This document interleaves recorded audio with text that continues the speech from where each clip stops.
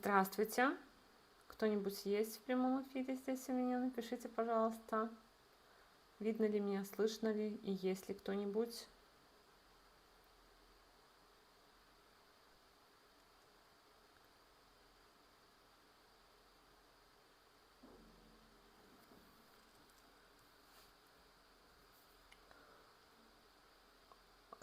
Здравствуйте, Инна. Ну, мне тоже везет, что вы приходите ко мне на эфир, что я не буду вещать в пустоту, но мне прям очень хотелось провести прямой эфир на сегодня. Отлично, хорошо. Здравствуйте всем. Прекрасно. Ну вот, 4 прекрасных человека как минимум, даже 5. Замечательно. Все. В таком случае начинаю потихонечку рассказывать. Я сегодня прям тут забаррикадировалась и стакан с водой, и кружка с чаем, потому что много я хочу рассказать про затмение и про влияние на всех. Значит, буду начинать и периодически возвращаться в чат. Я когда провожу прямой эфир, я чат не вижу, поэтому если вдруг что, я потом останавливаюсь, смотрю, читаю ваши вопросы, пишите вопросы, и я потом буду отвечать. Значит, затмение у нас состоится уже совсем скоро. Лунное затмение будет 3 марта 2026 года. Я ставлю варшавское время 14:33. Это будет пик затмения. Пик затмения, когда будет максимальное там затмение. И, в принципе, можно сказать, что кардинальная картинка там в начало затмения, конец затмения, пик затмения не меняется. Но мы смотрим пик затмения, чтобы понять, что у нас по градусам происходит, в каких градусах происходит затмение. И, собственно, что оно может дать, какие события, какую может быть дополнительную окраску и на кого больше будет влиять. У нас в этот раз лунное затмение будет происходить в 19 градусах 44 минутах. Вот этот вот максимальный пик затмения знака зодиака Лев и Накшатра, то есть созвездие затмения, это Пурва Пхалгуни. Я искала, когда же у нас было вот максимально похожее затмение. И знаете, я нашла максимально похожее затмение лунное. Было, сейчас я скажу, 3-4 марта, то есть переход был с 3 на 4 марта 2007 года. То есть там было 20 градусов знака зодиака Лев, тоже было лунное затмение. Что интересно, там тоже был ретроградный Меркурий, а тоже на оси затмения точно так же в знаке зодиака Водолей было Солнце, Раху и Меркурий, получается.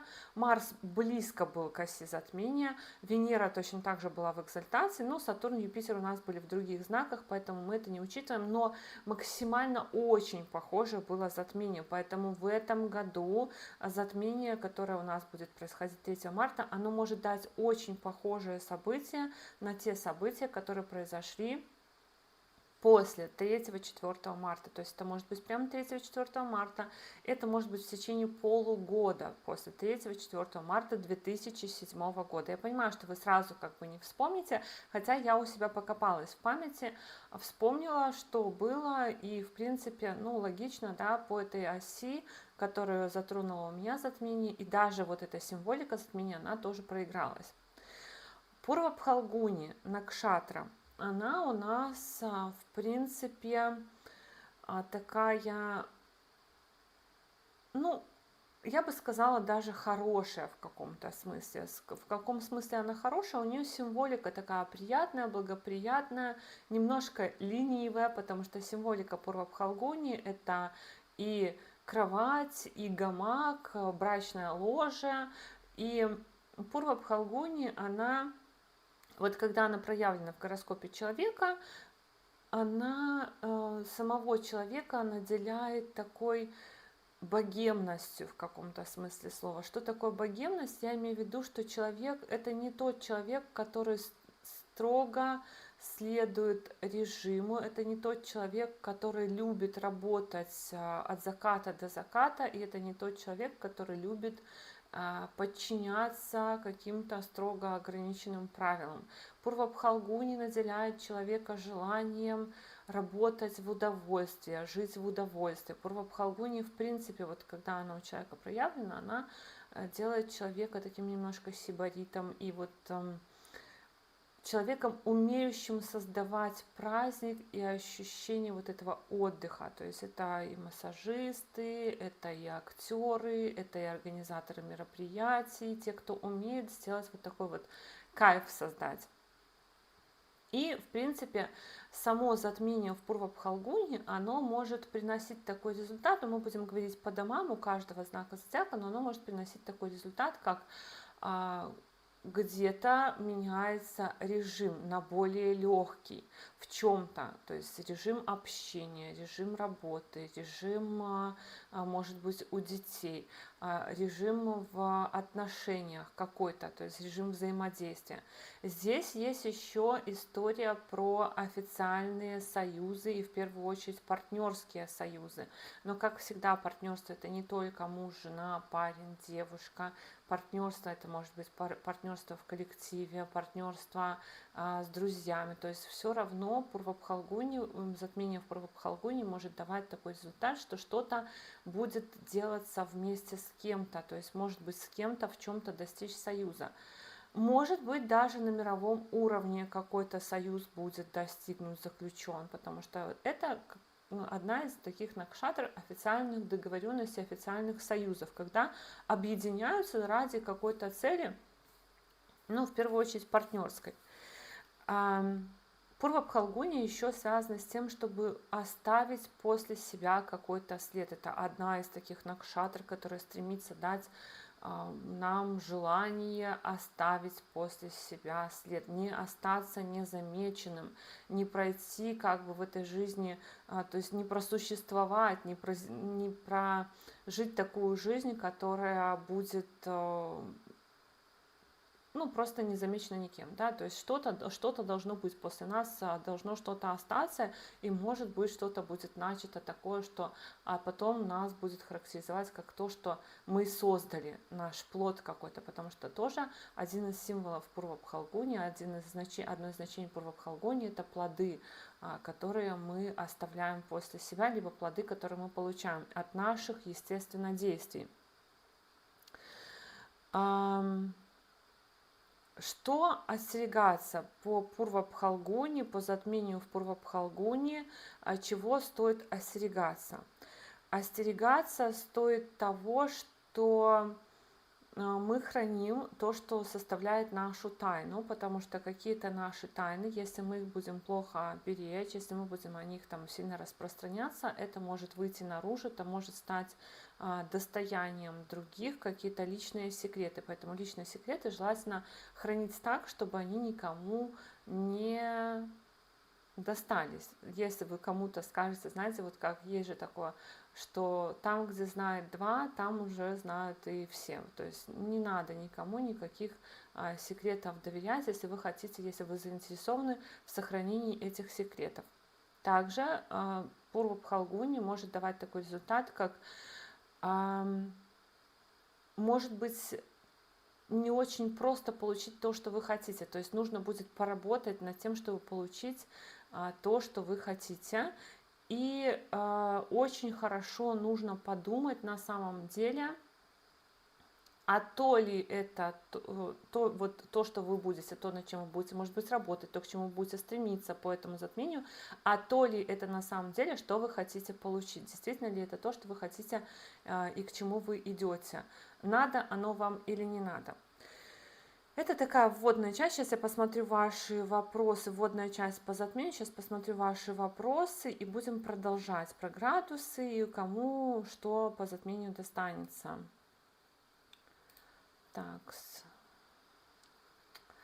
Так, пока что только все самое приятное. Вопросов я не вижу.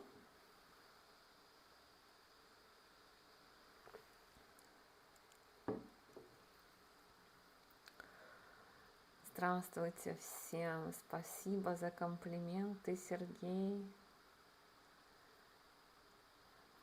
Ольга, спасибо за эфир. Ну, спасибо, Ольга, что вы пришли на эфир, потому что, ну, всегда...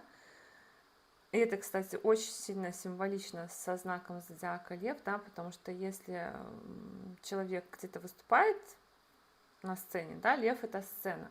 Если человек где-то выступает на сцене, то Он никогда не может быть на этой сцене один, и всегда нужна группа, поддержка, которая его будет на этой сцене поддерживать.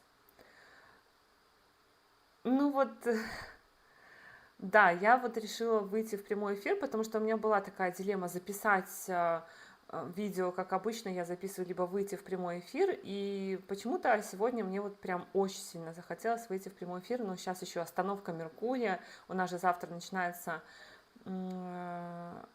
эфир, Меркурий ретроградный, и я прям вот в самый пик, когда Меркурий разворачивается, вышла в прямой эфир и очень переживала, чтобы у меня все получилось.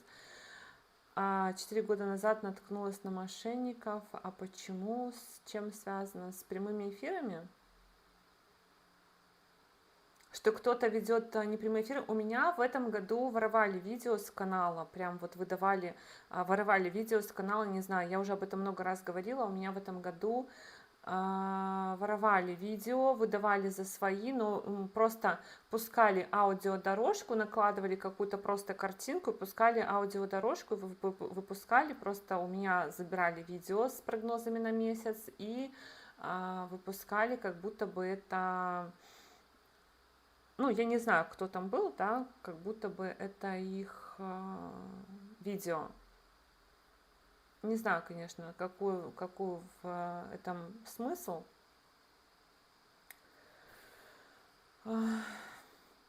Понятно, Ольга. Ну, сочувствую, конечно, вам. Ну, да, сейчас такое бывает часто. Хорошо, ладно, вопросов нет. Тогда давайте дальше. На кого влияет, на кого не очень сильно влияет. Ой, что я не туда переключаюсь. Значит, на кого затмения влияют, на кого затмения не влияют. Вообще затмение, солнечное и лунное затмение, это всегда новолуние и полнолуние. Я уже начала об этом писать там в Инстаграме, в Телеграме, не дописала, даже на Ютубе не дописала эту серию постов, надо будет к этому вернуться, но может быть я тут даже дорасскажу. Получается, что у нас, в принципе, каждый год он завязан на движение Солнца. Если не брать Сатурн, Юпитер, которые формируют долгосрочные тенденции, каждый год завязан на движении Солнца, потому что Солнце это такая постоянная величина, которая каждый год примерно месяц проходит по одному, условно, да, это Солнце примерно каждый месяц проходит по одному тому же знаку зодиака в одни и те же даты. И в общем-то, когда Солнце заходит в какой-то дом гороскопа, в нашем гороскопе, эта сфера жизни как будто бы подсвечивается, как в обычной жизни. То есть солнце взошло, и стало понятно, что дальше делать, куда дальше двигаться, прояснились какие-то обстоятельства, появилась какая-то информация, прояснилось то, что было скрыто, то, что мы не знали, то, что мы не видели. То есть солнце заходит куда-то, и появляется какая-то информация. И это составляет обычно нашу ежедневную рутину. То есть наша жизнь, мы всегда воспринимаем, ну, часто я так замечаю, что вот воспринимается так, что вот всегда ожидаются какие-то супер результаты. То есть если там какое-то событие ожидается, затмение ожидается, всегда ожидаются какие-то супер результаты, но мы никогда, не то что никогда, но мы часто не замечаем каких-то ежедневных дел, которые ведут по итогу вот этот вот ручеек, который по итогу впадает в реку, а река потом впадает в море. То есть у нас есть ежедневные какие-то дела, встречи, какие-то события, которые в итоге приводят к какому-то большому результату. Вот это вот ежедневное движение Солнца по нашему гороскопу, оно фокусирует нас на каких-то делах, которые сейчас нам актуальны. Там Солнце зашло в 4-й дом гороскопа, актуально заняться вопросами места жительства. Там трубу прорвало, либо нужно пойти прописаться, либо заметили, что там что-то случилось там со стеной, стену подкрасить, или может быть какое-то предложение появилось, либо там машину захотели купить. Солнце перешло в 5-й дом гороскопа, забыли про эти дела, которыми занимались, потому что у ребенка происходят какие-то события, у ребенка какое-то выступление, и надо уже заниматься делами ребенка, и как бы и начинаем больше об этом говорить, больше об этом думать и больше в эту сторону делать. Это у нас ежедневная такая рутина. когда у нас наступают новолуние и полнолуние, это именно тот момент пиковый, когда мы на это обращаем внимание, либо когда этот вопрос у нас встает ребром, либо как-то этот вопрос проясняется. То есть Солнце зашло в какой-то дом гороскопа, это не значит, что мы в этот же день наше внимание перефокусировалось с тех дел, на которые мы были заточены до этого. Это значит, что просто уже наступает, как бы там, как это у Булгакова, Аннушка разлила масло, да, то есть наступает уже какая-то там, заваривается каша событийная, и мы вот скоро что-то там проясним, и оно не всегда, опять же, крупное. Это новолуние и полнолуние. Полнолуние считается, что это завершение какой-то ситуации, то есть кульминация, развязка, когда уже эта ситуация прояснилась полностью, когда она завершилась, либо когда вот вся эта подготовка у нас там была, например, там полнолуние в 3-м доме. У нас была подготовка к какой-то поездке, и в полнолуние мы куда-то поехали, то есть завершили эти дела, которые, то есть завершили. Такс.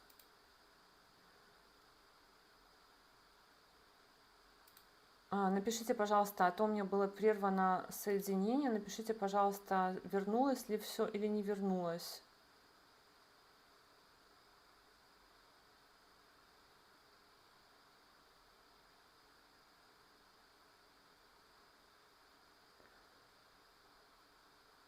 Напишите мне, пожалуйста, вернулась ли я в эфир и на чем остановилась, потому что у меня было сообщение, что прерывался эфир.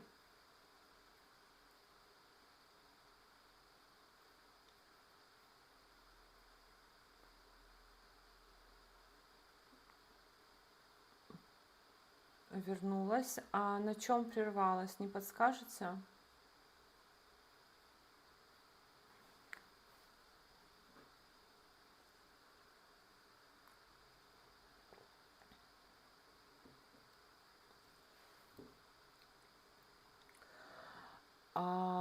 Ольга, отвечу на этот вопрос, но может быть тогда в конце. Потому что я думаю, я тут сегодня долго посижу. Я удобно устроилась как раз вот по Пурвабхалгуни, можно сказать.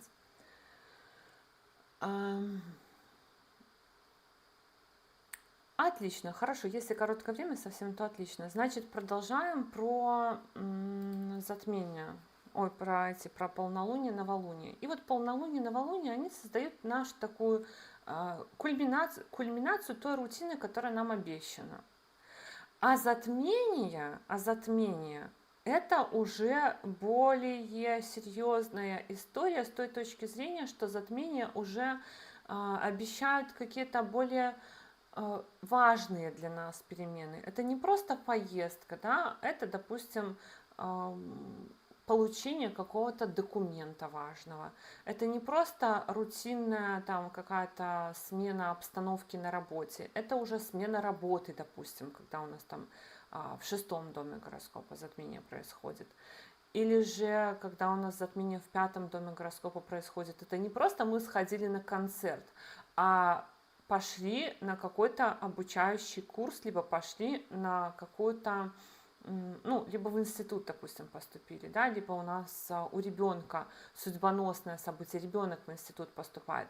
То есть, в общем-то, это значит, что когда происходит затмение, что в нашей жизни происходит что-то достаточно важное для нас, то, что составляет уже не просто рутину, а то, что у нас как бы веха такая в нашей жизни, какая-то веха, которая у нас запомнится, нами запомнится, которая будет иметь для нас значение.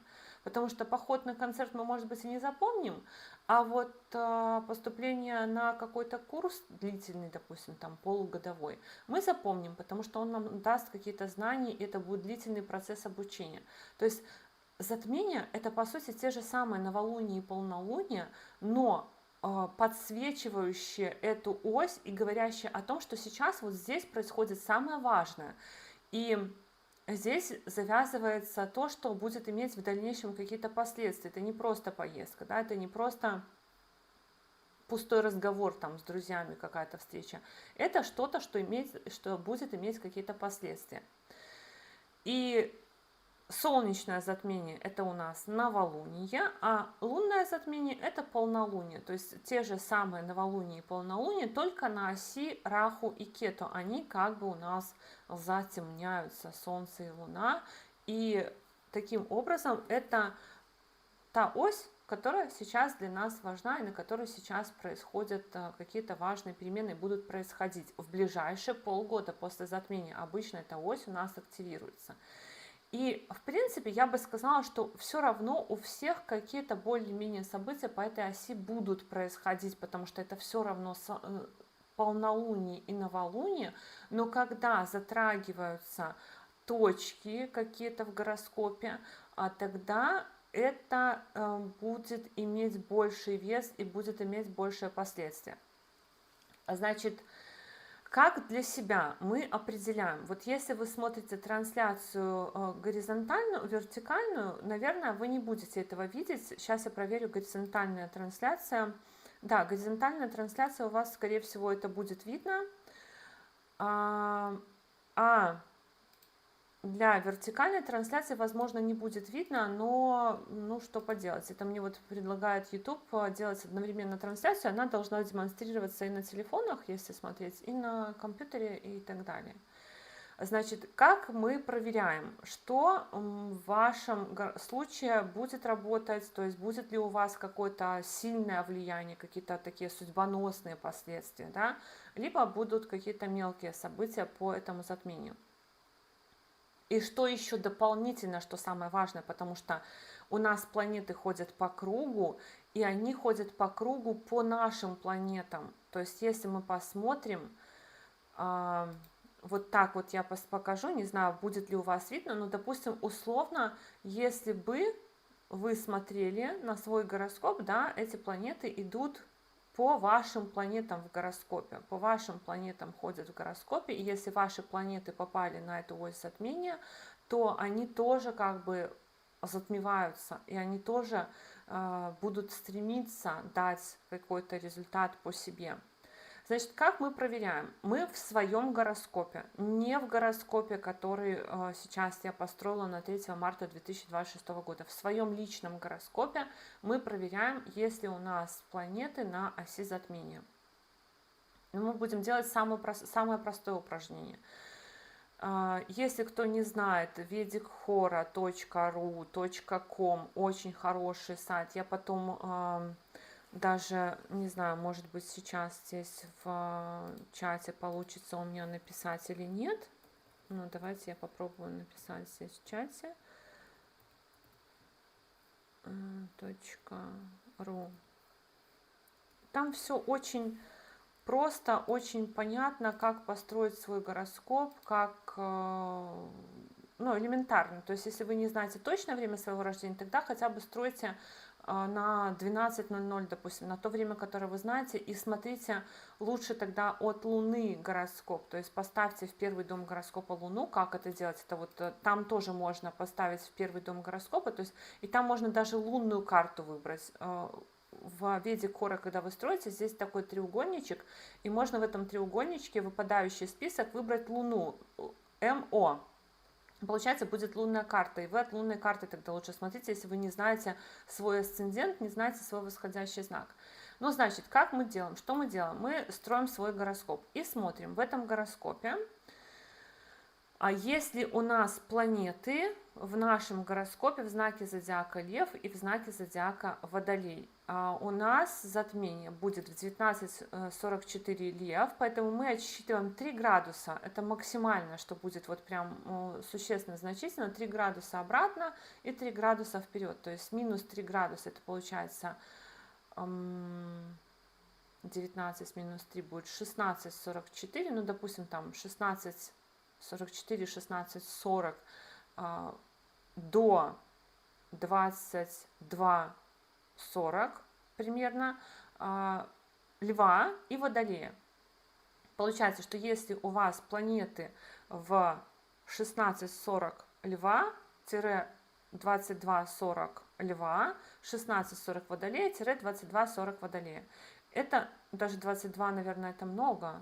19, 20, 21. нет, нормально, 22-40. 16-40, 22-40 Льва и Водолея. То есть на этой оси. Это можно еще увидеть, если у вас планеты во Льве, в Водолее, просто посмотреть в гороскопе цифра 5, цифра 11. Если в цифре 5, в цифре 11 у вас планеты. И мы смотрим, что это за планеты. Если это солнышко у вас попадает на ось затмения, значит, это будут события, которые вас в чем-то подсвечивают, когда вы на виду. Это события, когда вы проявляетесь, проявляются ваши таланты. Возможно, вы даже открываете в себе какой-то талант. Солнце – это яркость, заметность, но не популярность. Потому что, как показывает практика, популярность – это Луна. Солнце – это яркость, заметность. Солнце – это ответственность, которую вы можете на себя брать. Солнце – это ваше эго, которое возрастает, поэтому, возможно, у вас возрастает и статус в том числе.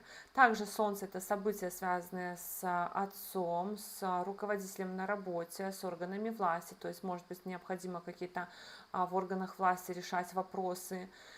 И Солнце – это ваша какая-то детскость, непосредственность и, возможно, какие-то развлечения, отдых, точно так же, в которых вы можете принимать участие.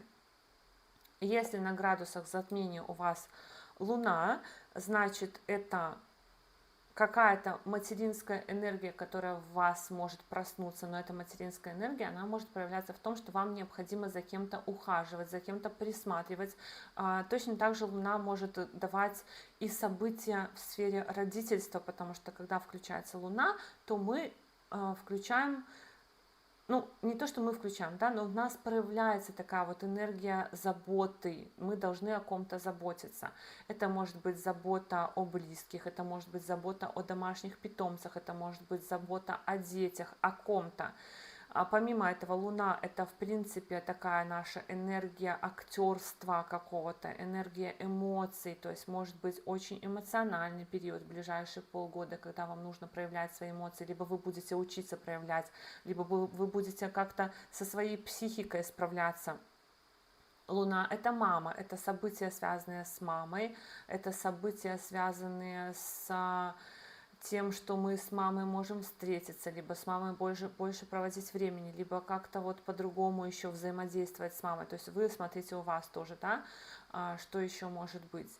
Если это Марс, Марс – это недвижимость. Если у вас есть в планах купить квартиру, продать квартиру, если у вас есть в планах купить землю, построить что-то, и у вас затмение на Марсе, то, скорее всего, это затмение активирует такие события. Либо, допустим, даже если вы не думали об этом, не купить, не продать, то такое может быть, что вы вот начнете задумываться, а не купить ли мне, а не построить ли мне, а не продать ли мне, а не переехать ли мне. Помимо этого, Марс – это планета колюще-режущих предметов, конфликтов, оружия, травм, поэтому, может быть, в ближайшие полгода у вас будет запланирована какая-то операция, какое-то вмешательство, может быть, друзья, братья, сестры, тоже у вас какие-то взаимоотношения с ними поменяются. Потом, то есть, избегать конфликтов по Марсу в любом случае. Марс – это планета конфликтов, планета агрессии. Но это не значит, что вы в этот период вообще не можете ничего делать. Да, возможно, просто это затмение показывает, что у вас будет что-то запланировано, да, будет какая-то запланированная плановая операция или еще что-нибудь. То есть всегда нужно проявлять еще благоразумие. Если врач говорит, что вам необходимо, да, делать эту какую-то операцию, это не значит, что у вас там через 2 месяца после, ну, сейчас затмение, да, через 2 месяца вам назначает врач операцию, говорит, что это вот по показаниям обязательно в это время сделать, что вы будете сопротивляться и говорить, нет, я не пойду, у меня там было затмение. Я считаю, что это все равно как бы неразумно, да. Вот избегать каких-то рискованных видов деятельности, травмоопасных, не лезть куда-то на рожон, не прыгать, не бегать, не делать то, что вы не знаете, что опасно, вот это да, по Марсу желательно куда-то не лезть. Спорт может быть в вашей жизни активно проявиться, потому что Марс это еще и спорт и физическая активность. То есть захотели, начали чего-то, какие-то спортивные мероприятия в своей жизни. Если у нас затмение на Меркурии, то это сделки, договоренности, это тоже общение, братья, сестры, какая-то информация, либо работа с информацией, либо, может быть, писательство, у вас вдохновение какое-то появится.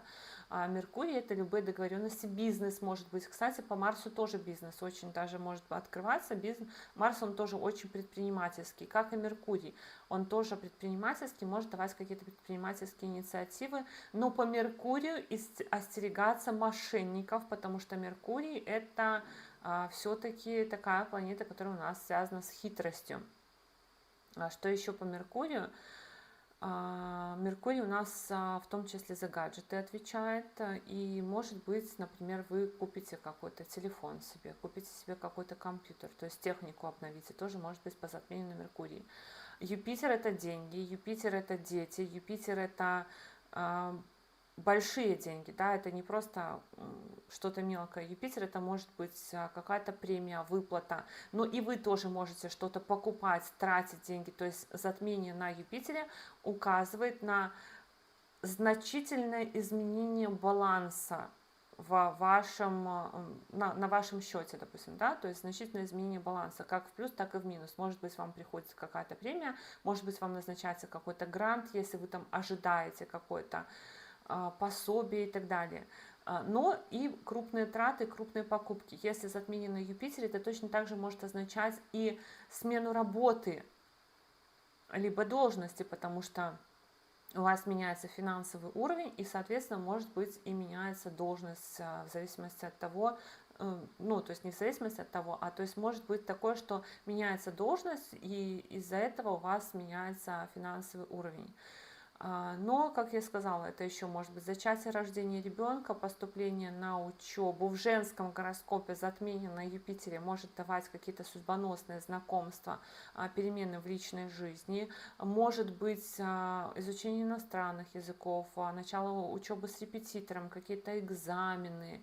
То есть то, что связано с учебой, с получением знаний, со сменой вашего мировоззрения, со сменой вашей какой-то философии жизненной и так далее.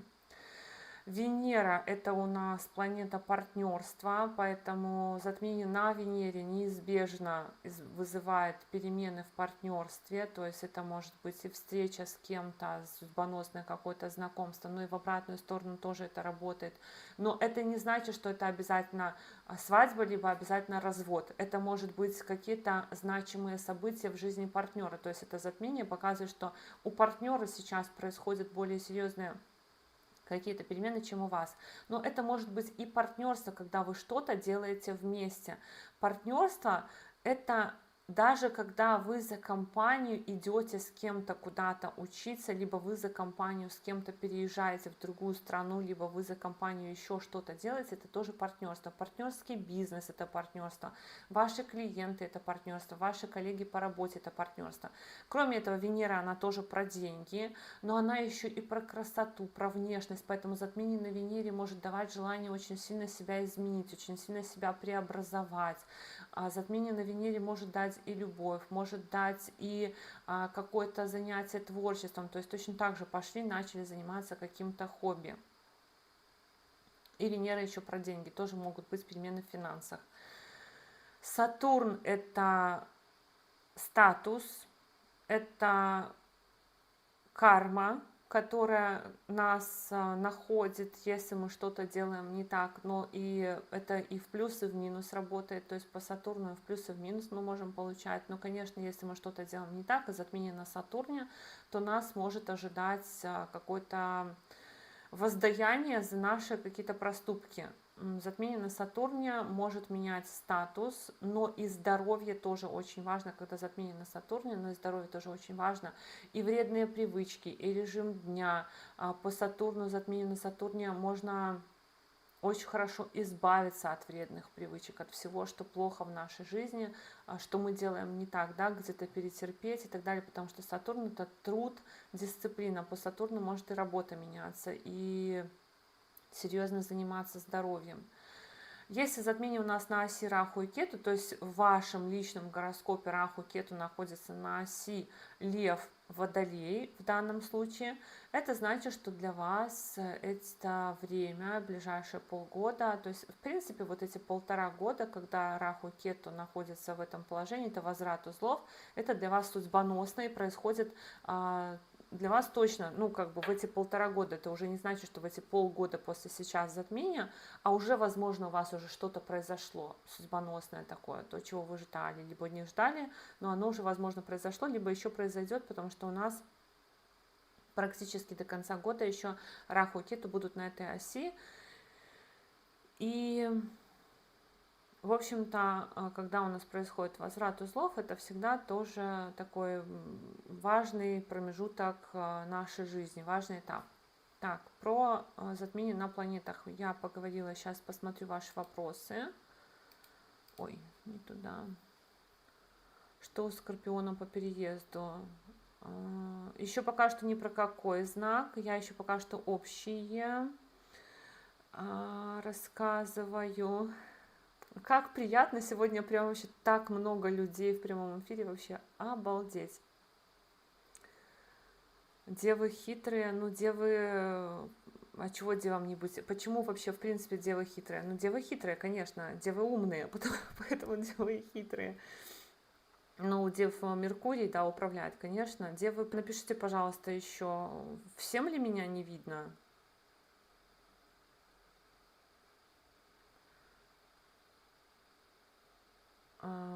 Сатурн в Водолее, 1 градус, 11 дом. Ну, 1 градус это очень далеко от затмения. Так. Что у Скорпиона по переезду? У Скорпиона сейчас, ну, посмотрите по знакам, у Скорпиона Рах уже в 4-м доме гороскопа, поэтому у Скорпиона очень даже по переезду может быть все, что нужно. Хорошо, значит, теперь посмотрим дальше.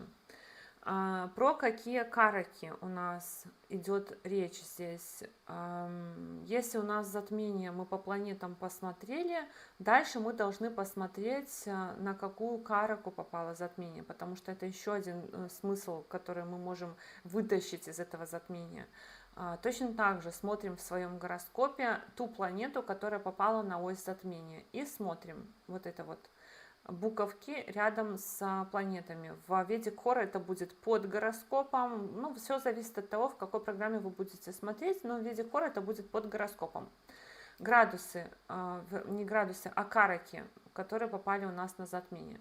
Если планета, которая попала на затмение, и возле нее стоит буква МК, Матри Карак, это показатель мамы, недвижимости, транспорта, места жительства. Поэтому затмение на Матри Караке у вас вызывает перемены в таких сферах жизни, как мама, взаимодействие с мамой, может быть перемены у мамы, место жительства, недвижимость, опять же, это может быть и покупка, и продажа недвижимости, это может быть переезд, переоформление недвижимости, наследство, может быть недвижимость в наследство, и транспорт. Транспорт это машины, там самолеты, пароходы, лодки, все, что движется, это все у нас транспорт. Поэтому затмение на Матри Караке может давать, допустим, покупку мотоцикла, покупку машины, продажу машины и так далее. Затмение на Бхатри Караке это очень часто взаимодействие с государственными органами, очень часто. Бхатри Карака говорит о том, что нам нужно ходить в госорганы, чего-то добиваться, что-то оформлять, какие-то вот процедуры там проводить.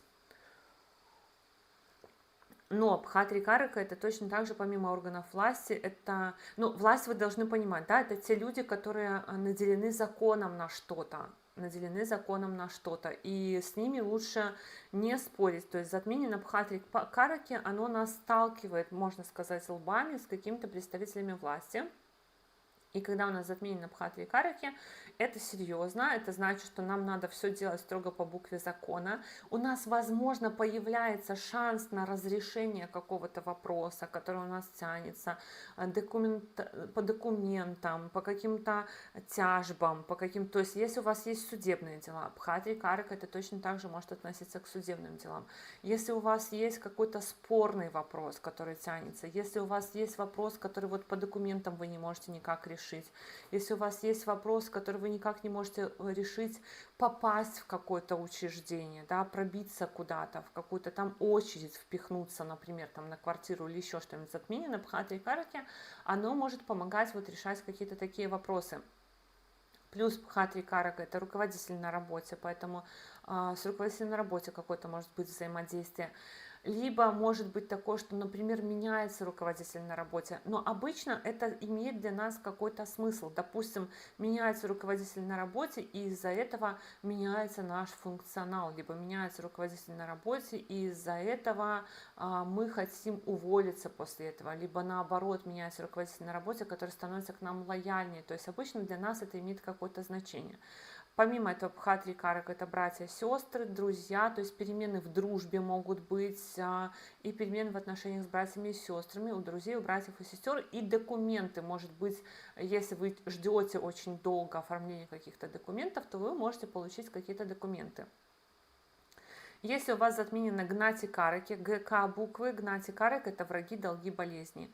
Но это не всегда так печально, как кажется, да, хотя могут появляться, выявляться какие-то истории, и недоброжелатели, и все в таком роде. Но Гнати Карака может означать, например, в позитивном ключе, если думать про позитивное, да, допустим, вы берете ипотеку, вам одобряют ипотеку. Это Гнати Карака, она точно так же у нас относится к кредитным средствам, к заемным средствам. Гнати Карака может означать, что вы поступаете на службу, потому что шестой дом это Гнати Карака, шестой дом это служение, служба. Гнати Карака может означать, что вы справляетесь с какими-то вредными привычками. То есть затмение на Гнати Караке означает, что выявляются какие-то враги, с которыми мы начинаем сражаться. А враги это в том числе вредные привычки, враги это неправильный режим дня, враги это, ну и недоброжелатели тоже, да, с которыми мы можем сражаться. Поэтому затмение на Гнати Караке, оно может и давать ясность в каких-то судебных делах, и ясность в каких-то спорных вопросах, и кредитных делах, и спорт, в том числе и изменение режима дня, труда, отдыха и питомцы. Здоровье питомцев по Гнати Караке тоже нужно быть внимательнее, потому что они тоже у нас относятся к шестому дому гороскопа. Если затмение на Атма Караке, точно так же это здоровье в первую очередь. Атма Карака это показатель нашего тела, то есть затмение на Атма Караке говорит непосредственно о том, что может происходить что-то с нашим телом и здоровьем. Но то есть, а что может происходить с нашим телом? Если женщина, которая планирует забеременеть, затмение на Атма Караке может дать беременность. Ну, либо это может быть какая-то манипуляция с телом, либо это похудение, либо это набор веса, либо это вопросы здоровья в том числе. Поэтому, когда затмение на Атма Караке, нам нужно быть внимательнее к своему здоровью и не игнорировать какие-то признаки, какие-то симптомы и так далее. Но также затмение на Атма Караке может давать изменение статуса. Статус – это выйти замуж, статус это выйти на пенсию, статус это стать родителями. Это все точно так же статусы. Затмение на Аматья Караке, АМК, это затмение, которое указывает в первую очередь на изменения в статусе и работе, на то, что, может быть, мы поменяем работу, на то, что мы получим статус, на то, что мы изменим статус. И тут уже как бы более широкое это все понятие, потому что это может быть, допустим, вид на жительство, это может быть гражданство, это может быть, опять же, заключение какого-то союза. То есть, ну, все равно статус плюс изменения в финансовом уровне. И опять же, это в плюс и в минус, как я говорила про Юпитер, потому что это может быть как и крупные покупки, так и крупные какие-то поступления средств, назначение каких-то пособий. Не обязательно работу поменяли, но, например, вам назначили какое-то пособие, получили вы какой-то грант и так далее. Затмение на Дара Караке — это все, что связано с партнерством, это вступление в отношения, это окончание отношений, это перемены в отношениях, это перемены статуса в отношениях, это перемены у партнера, перемены в коллективах, вхождение в какой-то коллектив, выход из какого-то коллектива.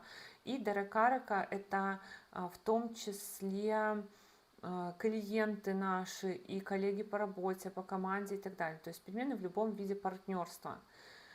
Путра Карака — это дети, учеба и проекты какие-то, то, что мы создаем, наш проект, допустим, вы там долго вынашивали что-то, книгу писали, да, вот затмение на Путра Караке может означать, что вы эту книгу дописываете и публикуете, либо что вы запускаете какой-то магазин, если вы предприниматель, вы открываете какой-то магазин, то есть это какое-то детище, которое мы рожаем на свет.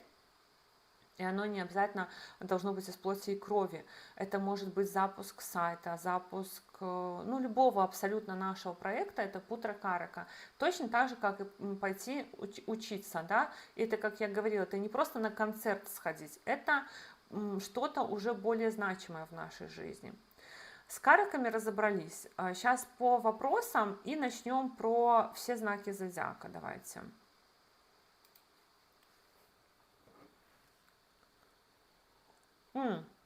Нет, Вера, если бы вы каждый раз получали по затмению результаты по Гнате Караке Луне, то, наверное, вам бы было очень тяжело жить. Мы смотрим затмение, то есть оно же у нас движется, да, градусы затмения у нас постоянно передвигаются, ось затмения постоянно передвигается, и мы смотрим, в каком доме сейчас затмение, и нам важно, на каких сейчас планетах затмение. А Луна у нас всегда, конечно, участвует в этом деле, но это же, если бы это было так, то получается, что у всех будут одинаковые результаты. То есть каждый год у вас был бы одинаковый результат, если бы это было так. Так, я вижу ваше сообщение. Тати 222,88, но а что я должна была... Точно на асценденте, если затмение, это перемены в теле, статусе. То есть, опять же, символика там тоже важна, точно на асценденте это перемены в теле, статусе, но у нас 1,7 ось, и поэтому если у нас ось 1,7, то это может быть и перемены в личной жизни, потому что получается, что у вас все равно всегда затмение затрагивает ось. И асцендент — это и наше тело, и наше партнерство. Поэтому может быть как вот по Атма-караке, да, то есть это может быть перемены и в здоровье, и в статусе. И это может быть в здоровье перемены, как то, например, мы пошли, сделали какую-то операцию, похудели, поправились, либо каким-то образом поменяли себя, но точно так же это может быть, если в женском гороскопе беременность, например, да, то есть асцендент — это все наше тело и все наше здоровье абсолютно, поэтому к здоровью тоже, когда затмение на асценденте, тоже надо внимательнее. Если Луна в 9 доме в Водолее, но градус меньше, если ощутимо меньше, то да, скорее всего, так ярко не будет проигрываться затмение. Ваши все вопросы видны. Затмение во 2 доме. В натальной карте там Сатурн, Атма-карака и Юпитер. Да, градусы важно учитывать. Я про градусы поговорила. 22 от 16-40 градусов до 22-40 Лев, Водолей.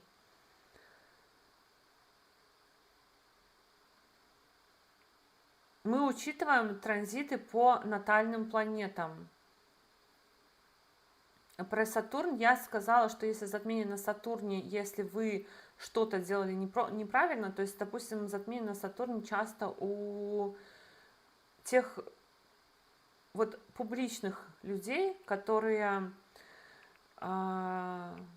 попадают под раздачу, у них очень часто либо возврат Сатурна, либо вот затмение на Сатурне. То есть если вы что-то делали не так, то да, может быть, может и прилететь за что-то, но это не значит, что у всех прям затмение на Сатурне это обязательно какой-то негатив, а это может быть и позитив.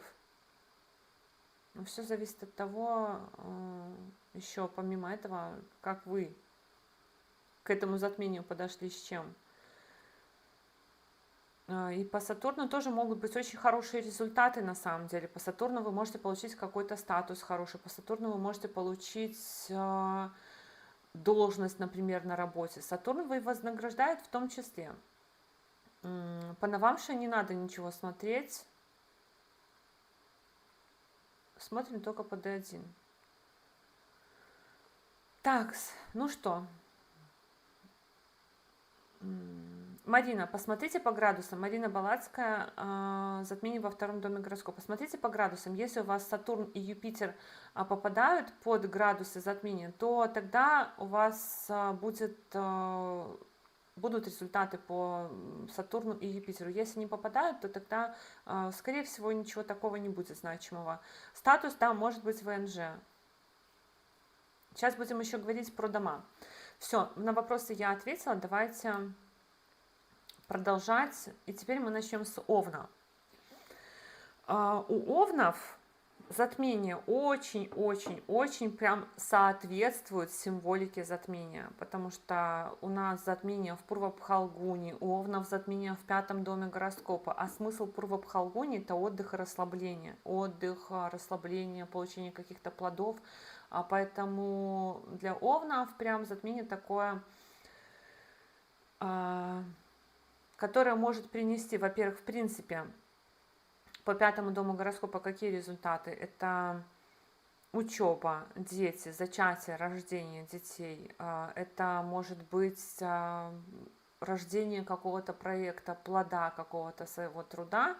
Но по Пурва-Пхалгуни это прям вот очень совпадает, да, с пятым домом гороскопа, потому что Пурва-Пхалгуни это тоже отдых и расслабление, это кровать. Может быть, пятый дом — это дом комфорта, поэтому затмение в Пурва-Пхалгуни для Овнов это может быть таким, что вы захотите переоборудовать спальню, место отдыха. Это дом комфорта, место отдыха. У вас как-то поменяется вот это вот место, где вы отдыхаете, или у вас появятся какие-то возможности новые для отдыха. Но глобально пятый дом — это дети, учеба, отдых. То есть это может быть и какое-то мероприятие, это может быть и поступление на какой-то курс, это может быть рождение ребенка, это может быть зачатие ребенка, это могут быть какие-то перемены, события важные у ребенка.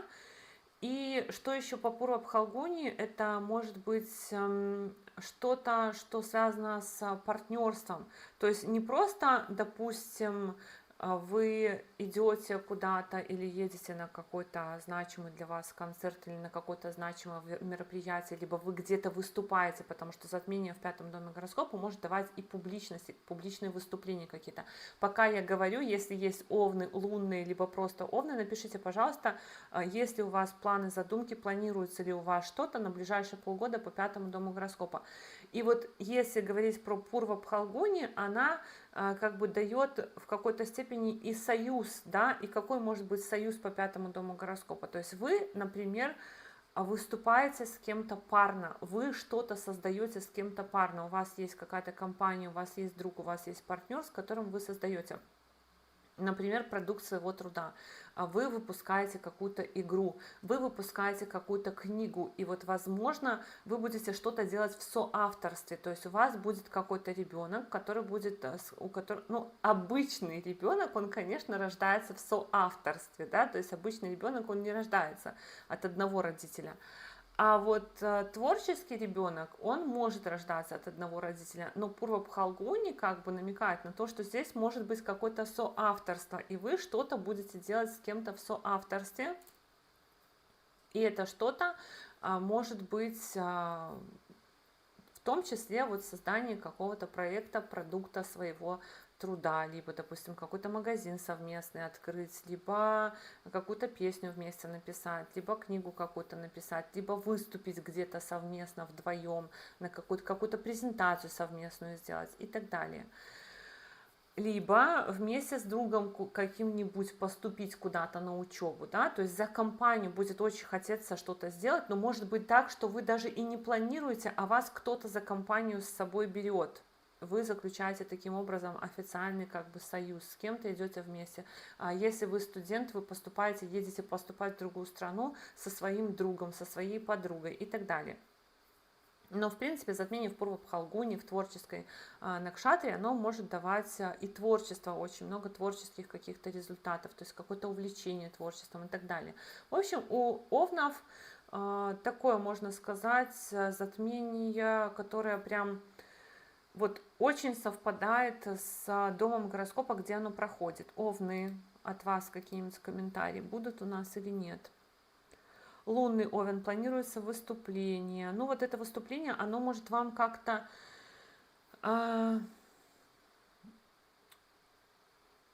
так, что-то...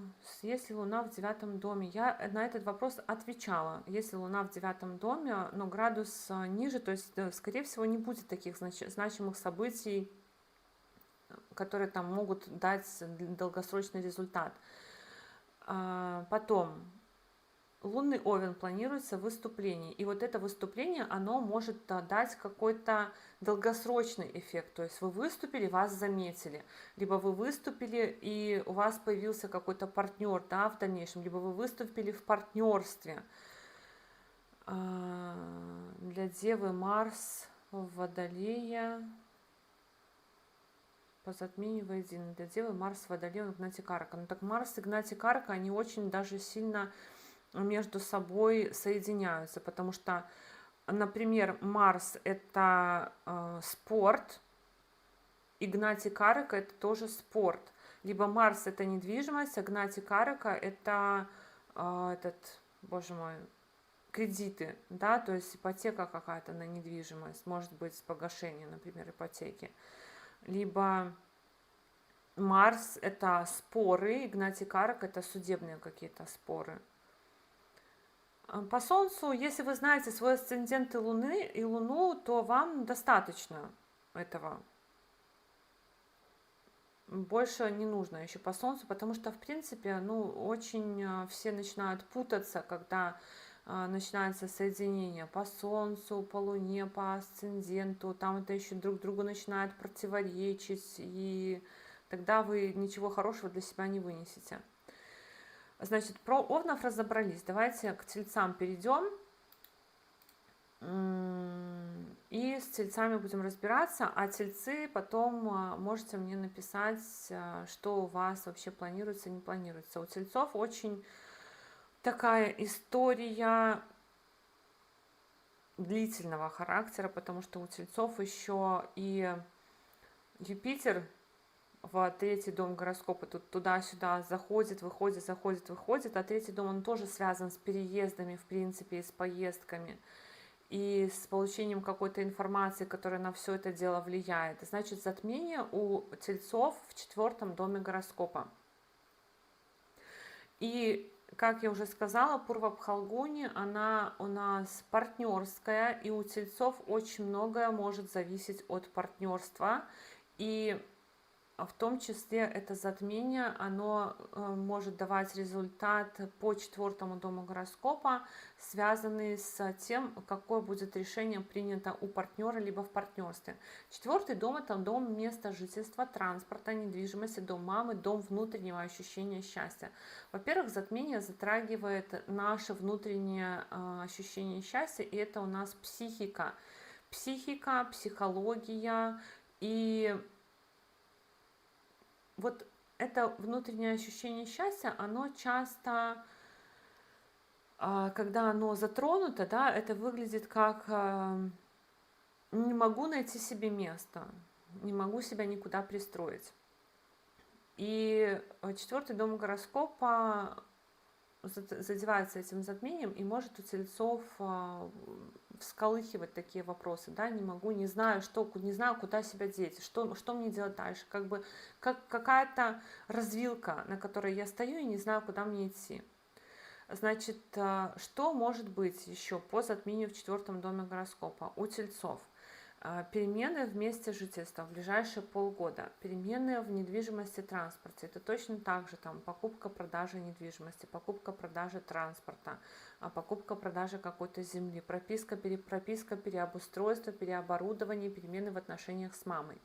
Смена мест, но опять же, перемены вот в этом месте жительства, транспорте, они могут очень сильно зависеть от партнера. И я знаю, у меня даже по консультациям очень много тельцов, у которых вопрос именно по переезду очень сильно зависит от партнера, от решений партнера, либо от отношений с партнерами, от того, в каких мы сейчас отношениях. И этот вопрос мог вообще у нас, у тельцов мог вопрос этот зависнуть еще с лета, с конца лета 2025 года, когда тельцы куда-то могли собираться, когда тельцы могли что-то собираться сделать, потом это все оборвалось, потом опять эти разговоры начались, и в ближайшие полгода, если у вас особенно там затмение на градусы планет попадает в 4-м доме гороскопа, в ближайшие полгода у вас может наконец-то этот вопрос разрешиться,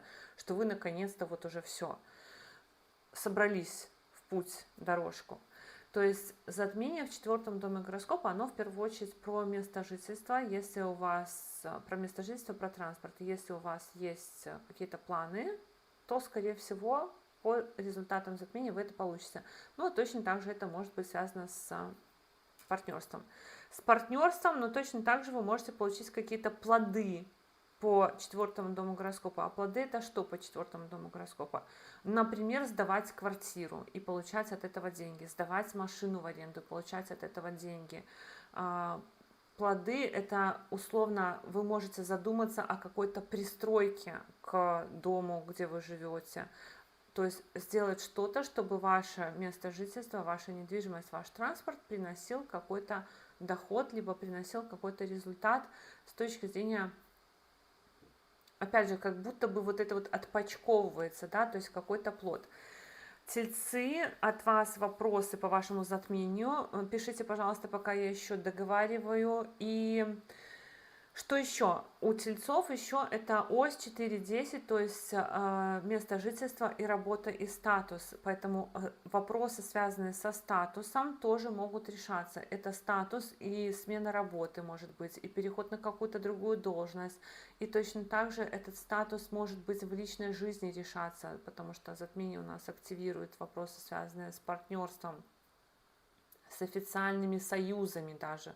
Больше, кстати, и союзы могут быть с местом жительства, недвижимостью и с транспортом. Точно так же официальные союзы связаны там с тем, что вы сдаете в аренду, либо с официальный союз это сделка по покупке, сделка по, как это называется, договор, когда вы кого-то досматриваете, да, за квартиру, когда вы о ком-то заботитесь, то есть это какое-то официальное соглашение по поводу места жительства, недвижимости, транспорта, но и какое-то официальное соглашение по поводу вашего статуса точно так же может решаться, официальное заключение какой-то сделки по затмению в Пурва-Пхалгуни. Так, вопросики от тельцов.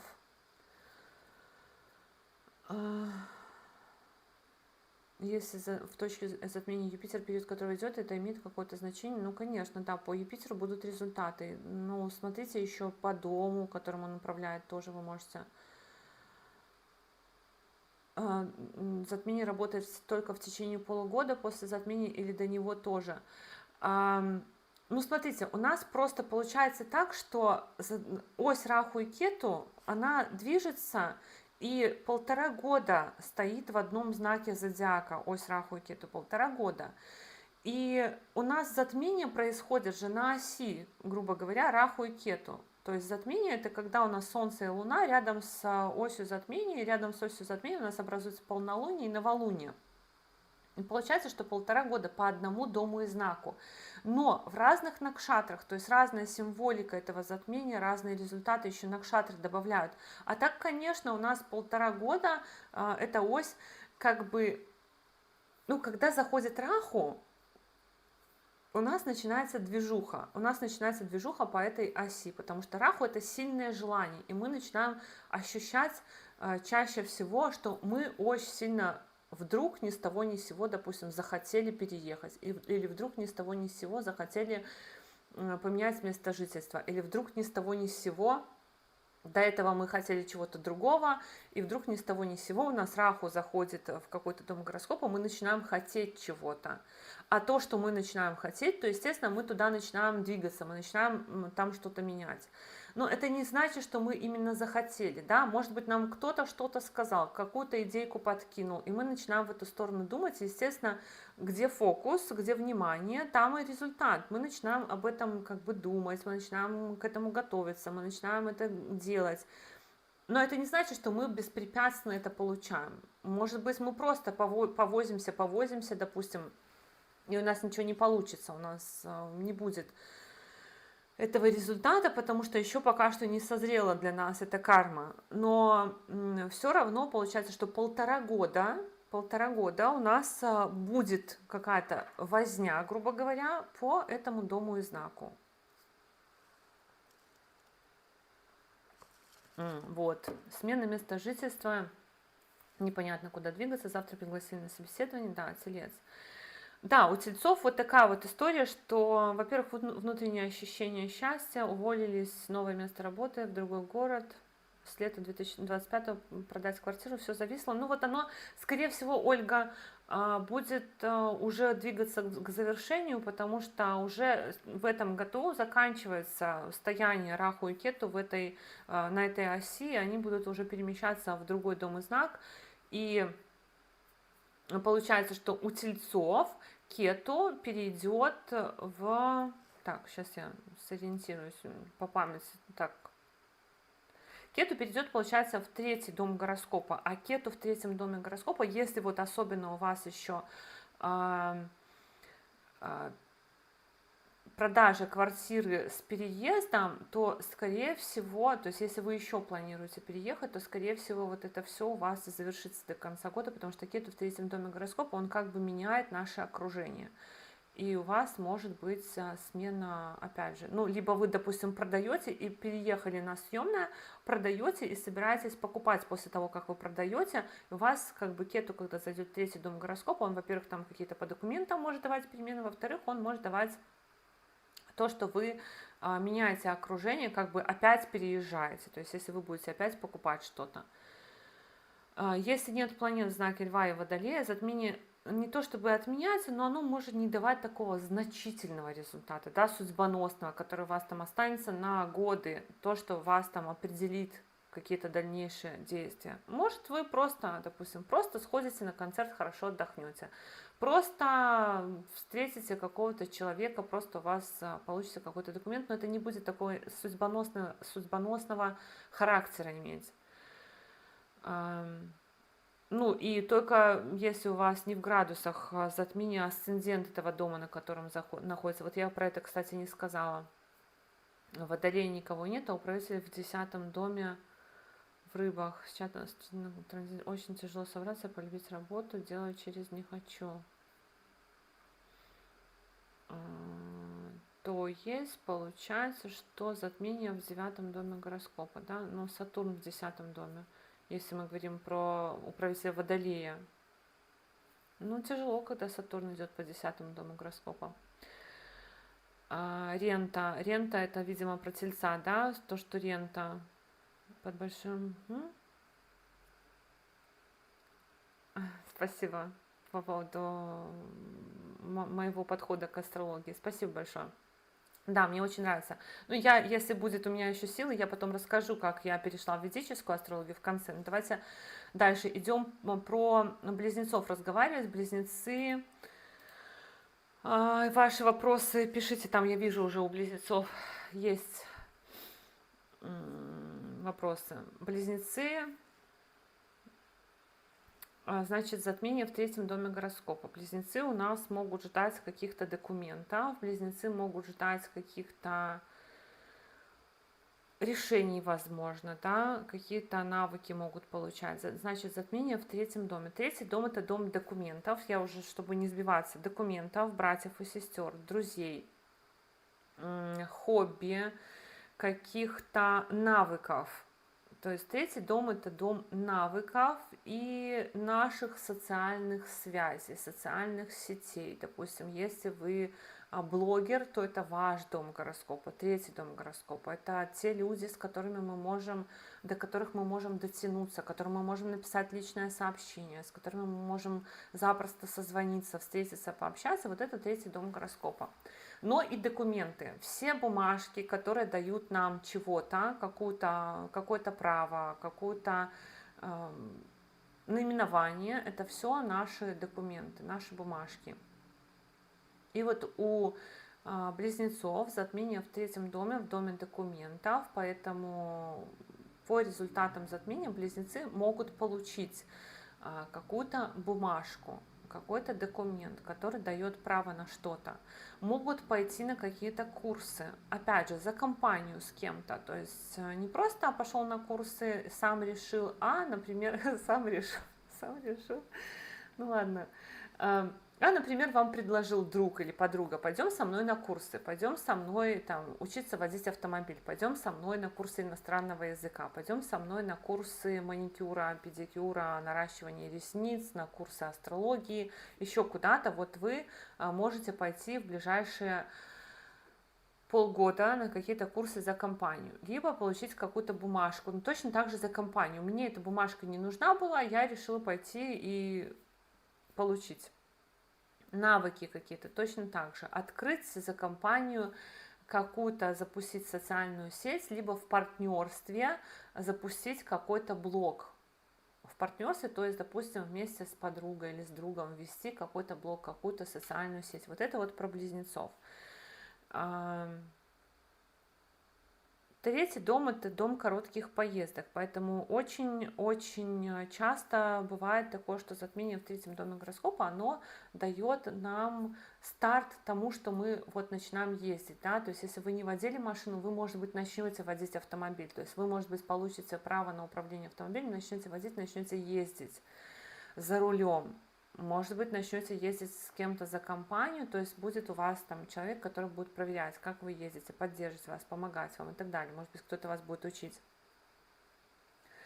По третьему дому гороскопа точно так же могут быть плоды нашего творчества. Это записки, заметки, книги, песни, это то, что мы делаем руками, потому что третий дом — это дом хобби, поэтому по третьему дому затмение, оно может давать нам то, что мы вот что-то, какое-то хобби, увлечемся чем-то, да, либо наше хобби даст нам плоды какие-то, либо документы, которые у нас есть, дадут нам плоды какие-то, либо курсы, на которых мы учимся, дадут нам плоды какие-то. То есть мы пошли на курс, с этого курса мы начали там зарабатывать деньги, получили плоды какие-то.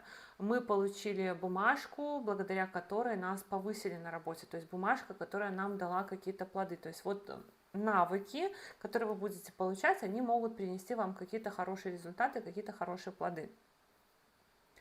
Это что касается затмения в третьем доме гороскопа. И девятый дом гороскопа у нас затрагивается этой осью затмения, потому что девятый дом напротив третьего, а девятый дом — это дом власти. И девятый дом — это более чем дом официальных союзов и чего-то, что должно быть сделано официально, поэтому избегайте, вот если у вас особенно затмение в третьем доме гороскопа, и вам будут предлагать получить какую-то бумажку нелегально, получить какой-то документ нелегально, получить какую-то навык нелегально, да, вот вы желательно этого избегать вам, потому что девятый дом — это дом власти, и, собственно, власти, которая имеет над нами какой-то вес, какую-то силу, имеет право нас ограничивать в чем-то, либо имеет право нам что-то разрешать. Но точно так же могут разрешаться какие-то вопросы в органах власти, в судебных инстанциях, в исполнительных комитетах. Я не знаю, просто в разных странах это по-разному называется, да. Я сейчас живу в Польше, и у меня это ужонт, но где-то это исполком, да, но это вот госорган, в который мы ходим, и подаем там всякие запросы, в которые мы отправляем какие-то там наши, как это называется по-русски, боже мой, заявления, да, на что-то, чтобы нам что-то выдали, чтобы нам что-то разрешили. То есть могут разрешаться такие ситуации. У нас же тоже, да, повторяю, что заканчивается нахождение Раху и Кету на этой оси, поэтому, может быть, какие-то запросы, какие-то разрешаться наконец-то какие-то дела, связанные с этим третьим, девятым домом гороскопа. Точно так же окончание какой-то учебы или дела, связанные с отцом, либо дела, связанные с руководством на работе, с руководителем, точно так же могут разрешиться и могут появиться какие-то плоды, какие-то бонусы от того, что вы это получаете.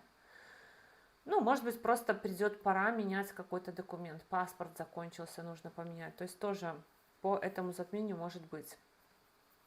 Что там у близнецов? Давайте посмотрим.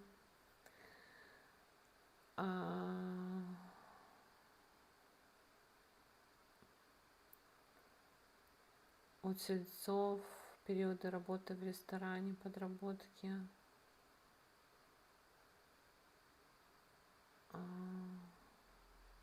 Для дев еще впереди. Сейчас мы вот перейдем к ракам. Юпитер 2 градуса. Ну, вряд ли 2 градуса Юпитер там что-то решает.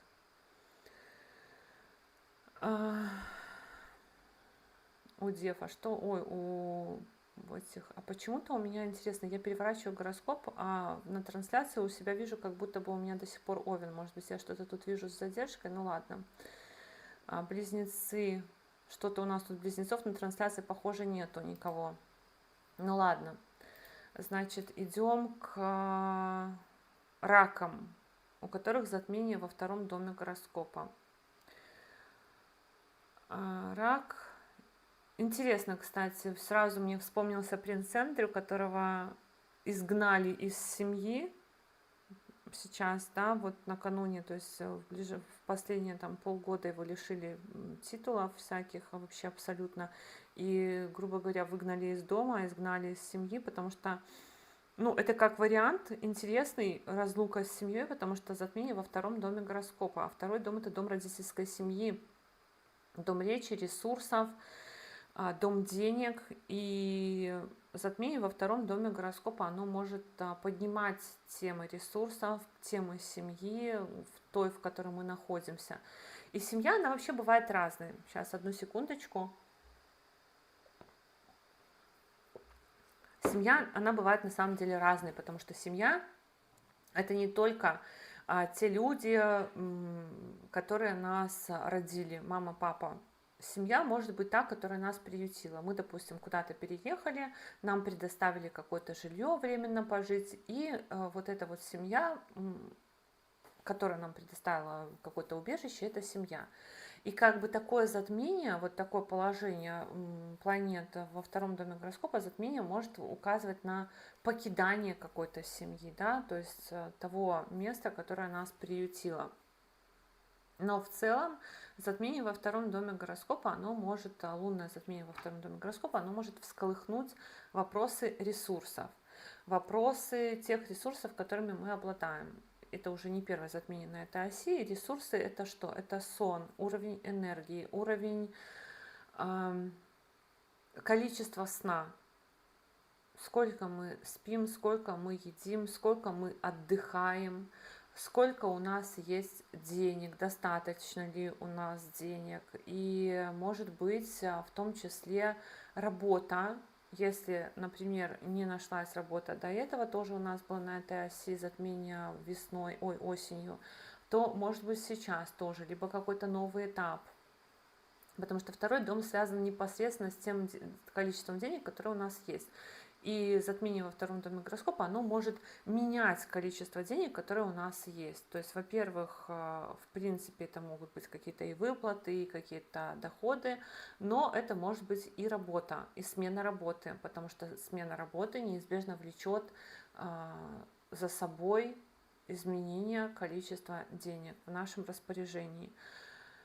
Иностранные языки, естественно, второй дом – это дом иностранных языков, изучение иностранных языков, говорение на иностранных языках, зубы тоже может быть, лечение зубов. Я знаю, что у некоторых вообще там, допустим, это может быть там удалить какие-то зубы, да, потому что во втором доме у нас сейчас кету, удалить какие-то зубы, что-то залечить, запломбировать, вот все может быть точно так же по второму дому. И кету это еще ограничения, брекеты поставить, лайнеры какие-то поставить точно так же. Если говорить про плоды второго дома гороскопа, то, например, вы хорошо выучили иностранный язык и начинаете работать с использованием иностранного языка. Либо вы занялись речью, второй дом это еще дом речи, прокачали каким-то образом речь, что-то с вашей речью такое произошло, и вам точно так же, допустим, предложили где-то выступать, либо предложили какой-то проект вести, озвучивать какую-то сказку и так далее, и так далее. То есть то, что вы будете делать со вторым домом гороскопа, с речью, с ресурсами, с тем уровнем энергии, который у вас есть, оно может вам дать плоды в ближайшие полгода. Плюс это могут быть какие-то, опять же, партнерские союзы, касающиеся денег. То есть вместе, ну, допустим, вместе с партнером менять режим дня и отдыха, вместе с партнером налаживать режим сна, либо вместе с партнером пойти, опять же, или с другом пойти за компанию на курсы иностранного языка, либо ставить брекеты, либо заниматься с человеком, который там настраивает голос и так далее, и так далее. То есть все, что связано со вторым домом гороскопа. Ну, не знаю, какие тут еще у нас могут быть официальные союзы, касающиеся либо заключения какого-то соглашения, касающегося второго дома гороскопа, но точно так же это может быть какое-то соглашение, касающееся дохода, заработка, да, то есть ударили по рукам, это не обязательно официальная работа, но может быть что-то, касающееся дохода.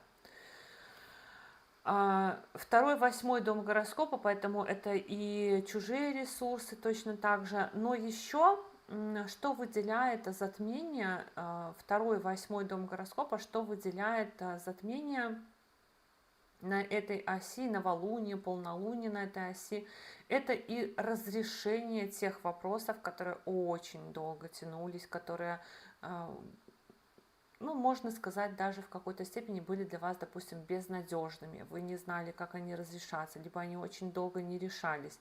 И в ближайшие полгода вот по этому затмению они могут разрешаться, то есть может появиться какая-то информация, какой-то шанс, какой-то результат. Обычно эти затмения дают какое-то разрешение. Но точно так же затмения на этой оси часто дают такой результат, как проявляется то, что было скрыто. Но то, что было скрыто, это не значит, что оно только-только вот сейчас вот сформировалось. Может быть, просто вы о чем-то не знали. Ну, это то, что вы не могли контролировать. Вы о чем-то не знали, и у нас появляется новая какая-то информация, с которой нам нужно что-то делать, работать с этой информацией, либо куда-то идти, куда-то ехать, что-то оформлять и так далее, и так далее. Ну и, наверное, из глобального по этому затмению все. Ну, могут быть еще вопросы налогов, страховок, наследства подниматься точно так же по этой оси. Финансовый кризис, работы нет. Так, сейчас по порядку. О, так, предложение сделали. Прекрасно, я вас поздравляю. Близнецы здесь. Близняшки ждут директный Меркурий. Ну, вот с завтрашнего дня еще только ретроградный будет. Да, много у кого у раков финансовый кризис.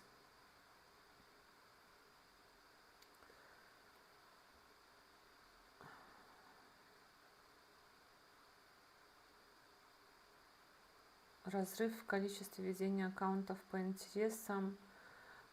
Не очень понятно, что за разрыв с кем-то разрыв. Да, у раков тяжело. Вот второй дом — это дом энергии и ресурсов. Ну, всегда, если есть возможность, то в такие периоды желательно себя поберечь и как бы поберечь свою энергию в том числе. Вот он Кету во втором доме гороскопа, он и скрывает, да, вот это вот. Ну, очень, видите, то есть допустим, взять этого принца Эндрю, у него тоже получается сейчас Кету во втором доме гороскопа, его лишили ресурсов, лишили связи, лишили возможностей. То есть, в принципе, как бы грести против течения нету смысла. Нужно беречь свои ресурсы. Кету во втором доме гороскопа, он говорит о том, что свои ресурсы нужно беречь и не транжирить их, не расплескивать тот уровень энергии, который есть. Так, занимаются астрологией, но большого потока клиентов пока нету. Ну, большого потока клиентов быстро и не бывает в астрологии.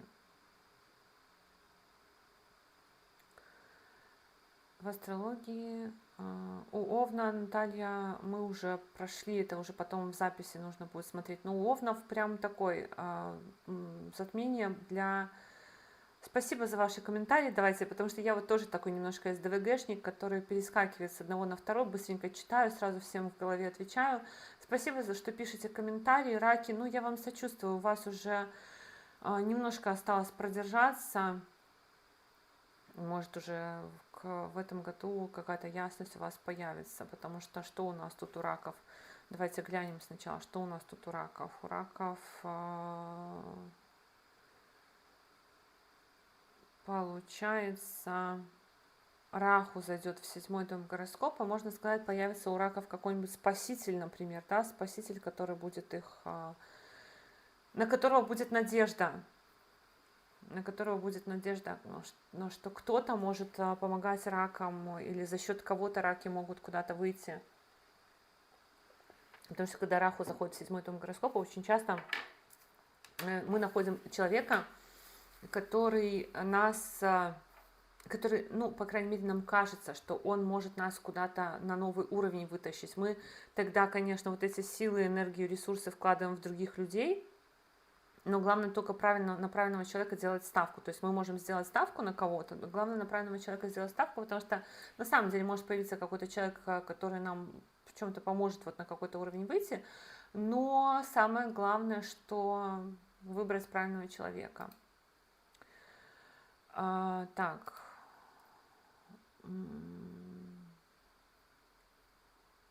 Он даже наследство рак получил, ничего себе. А у Овнов, да, потом вы пересмотрите, Наталья, но у Овнов вот прям очень такое затмение, выступление, творчество, рождение, зачатие детей, может быть, что там еще мы говорили, учеба, какая-то публичность, где вы можете засветиться как-то, то есть такое очень соответствует самому затмению.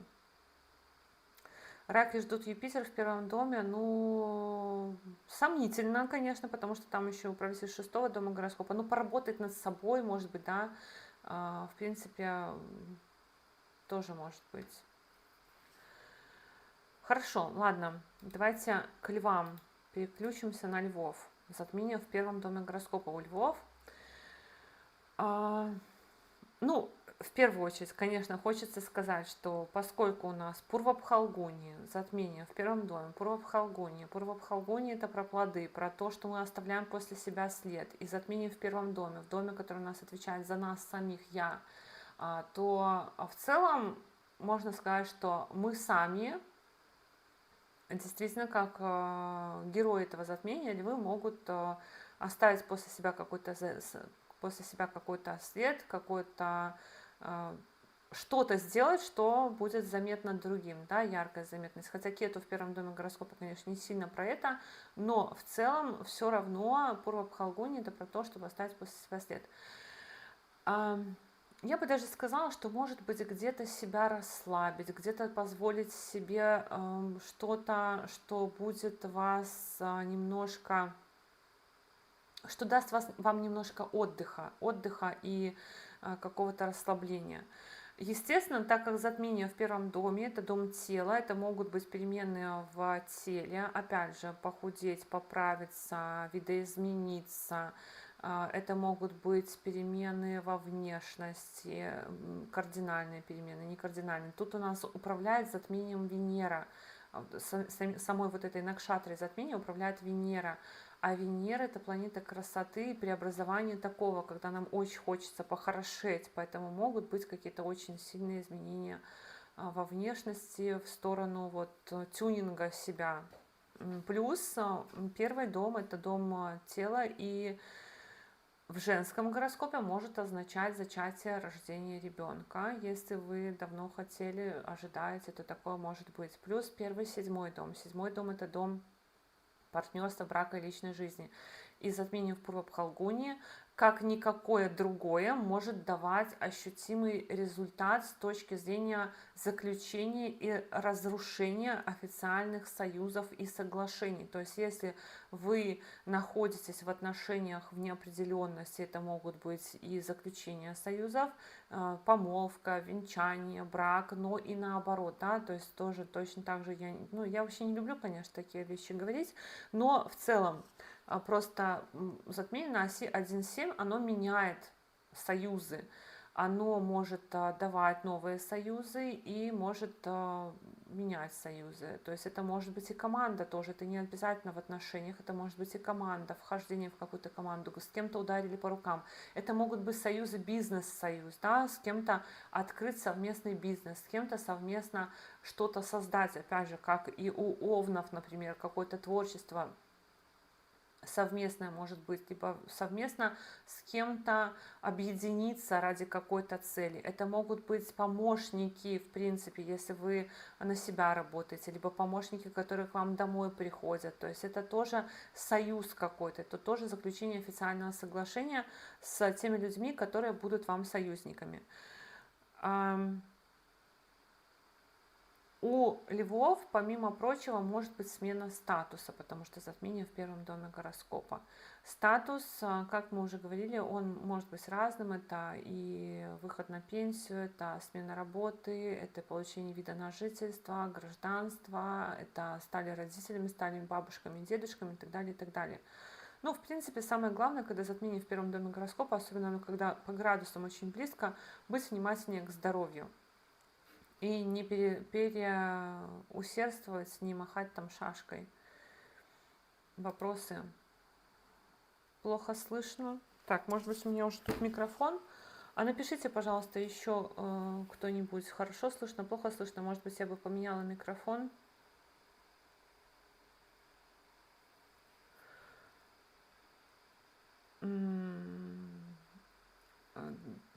Раху в 8 доме гороскопа, ну, в статическом положении Раху в 8 доме гороскопа, да, люди, кто с Раху в 8 доме гороскопа, у них может быть как одна из задач по жизни учиться просить помощи, принимать помощь даже, да, потому что так, кому-то очень тихо, а кому-то очень хорошо слышно, странно.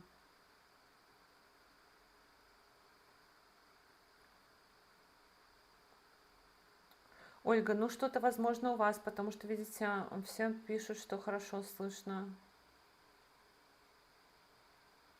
Давайте попробую еще микрофон поближе. Попробую еще микрофон поближе себе, или, может быть, еще какой-нибудь импровизированный микрофон сделать. Ну ладно. Сейчас будем про дев говорить. Про львов уже поговорили. Будем про дев говорить.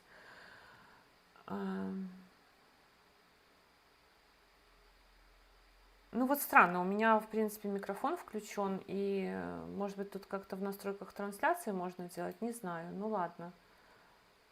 Пробую себя на компьютере включить, добавить звука. Угу.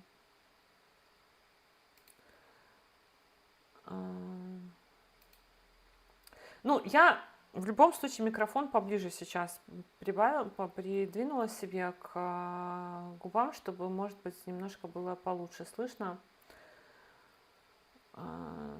Когда у близнецов будет облегчение?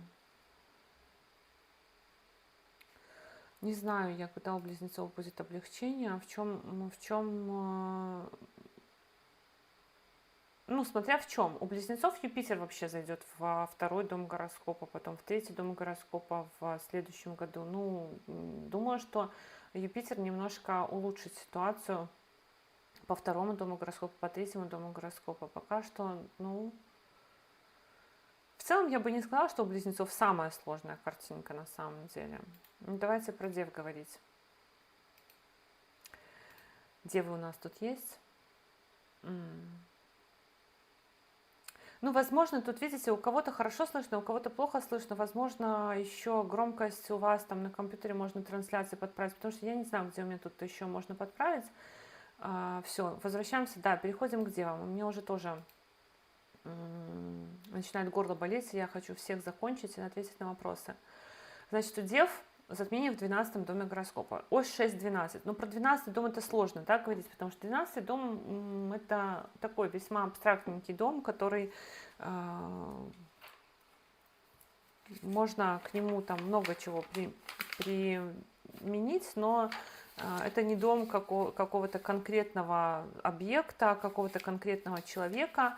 Но затмение в 12 доме гороскопа, оно может давать, конечно, какую-то изоляцию, либо какие-то перемены по, я имею в виду, поездки какие-то длительные.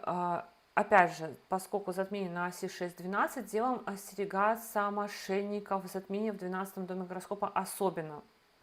Вот что, лунное затмение в 12 доме гороскопа, я всегда это буду помнить. Когда я только начинала вести YouTube-канал, я предупреждала там в первом эфире про лунное затмение, потом после этого лунного затмения мне написала девушка, что прямо в затмении ей предложили какую-то финансовую пирамиду, она вложила туда очень много денег, и сразу же, вот, как пелена, то есть 12 дом это дом подсознания в какой-то степени, да, то есть мы можем, конечно, получать и какие-то инсайты, какую-то важную информацию, но точно так же и подсознание наше может, мозг наш, разум может затуманиваться, потому что это ось 6-12, это враги, которые не дремлют, в том числе люди, которые хотят нас ввести в заблуждение. Поэтому, когда затмение в 12 доме гороскопа, аккуратненько, не переходим ни по каким ссылочкам подозрительным.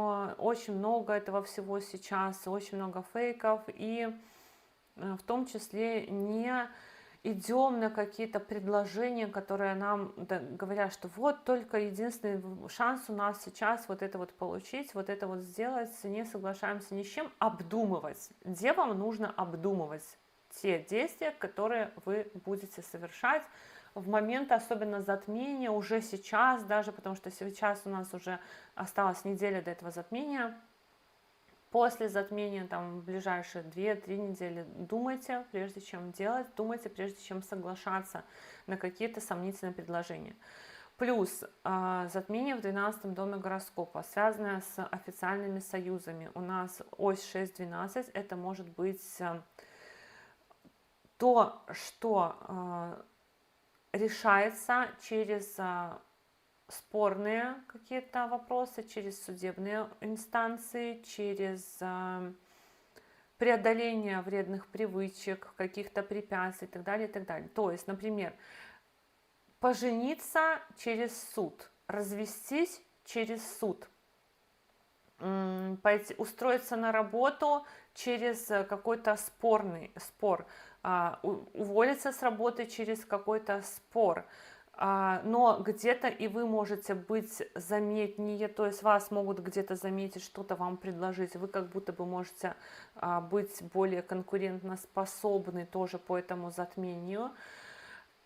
Точно так же затмение в 12 доме гороскопа может говорить о том, что ваша работа может дать какие-то плоды, то есть вас где-то, опять же, вот только что я начала говорить, но это я просто объясню, что ваша работа может дать.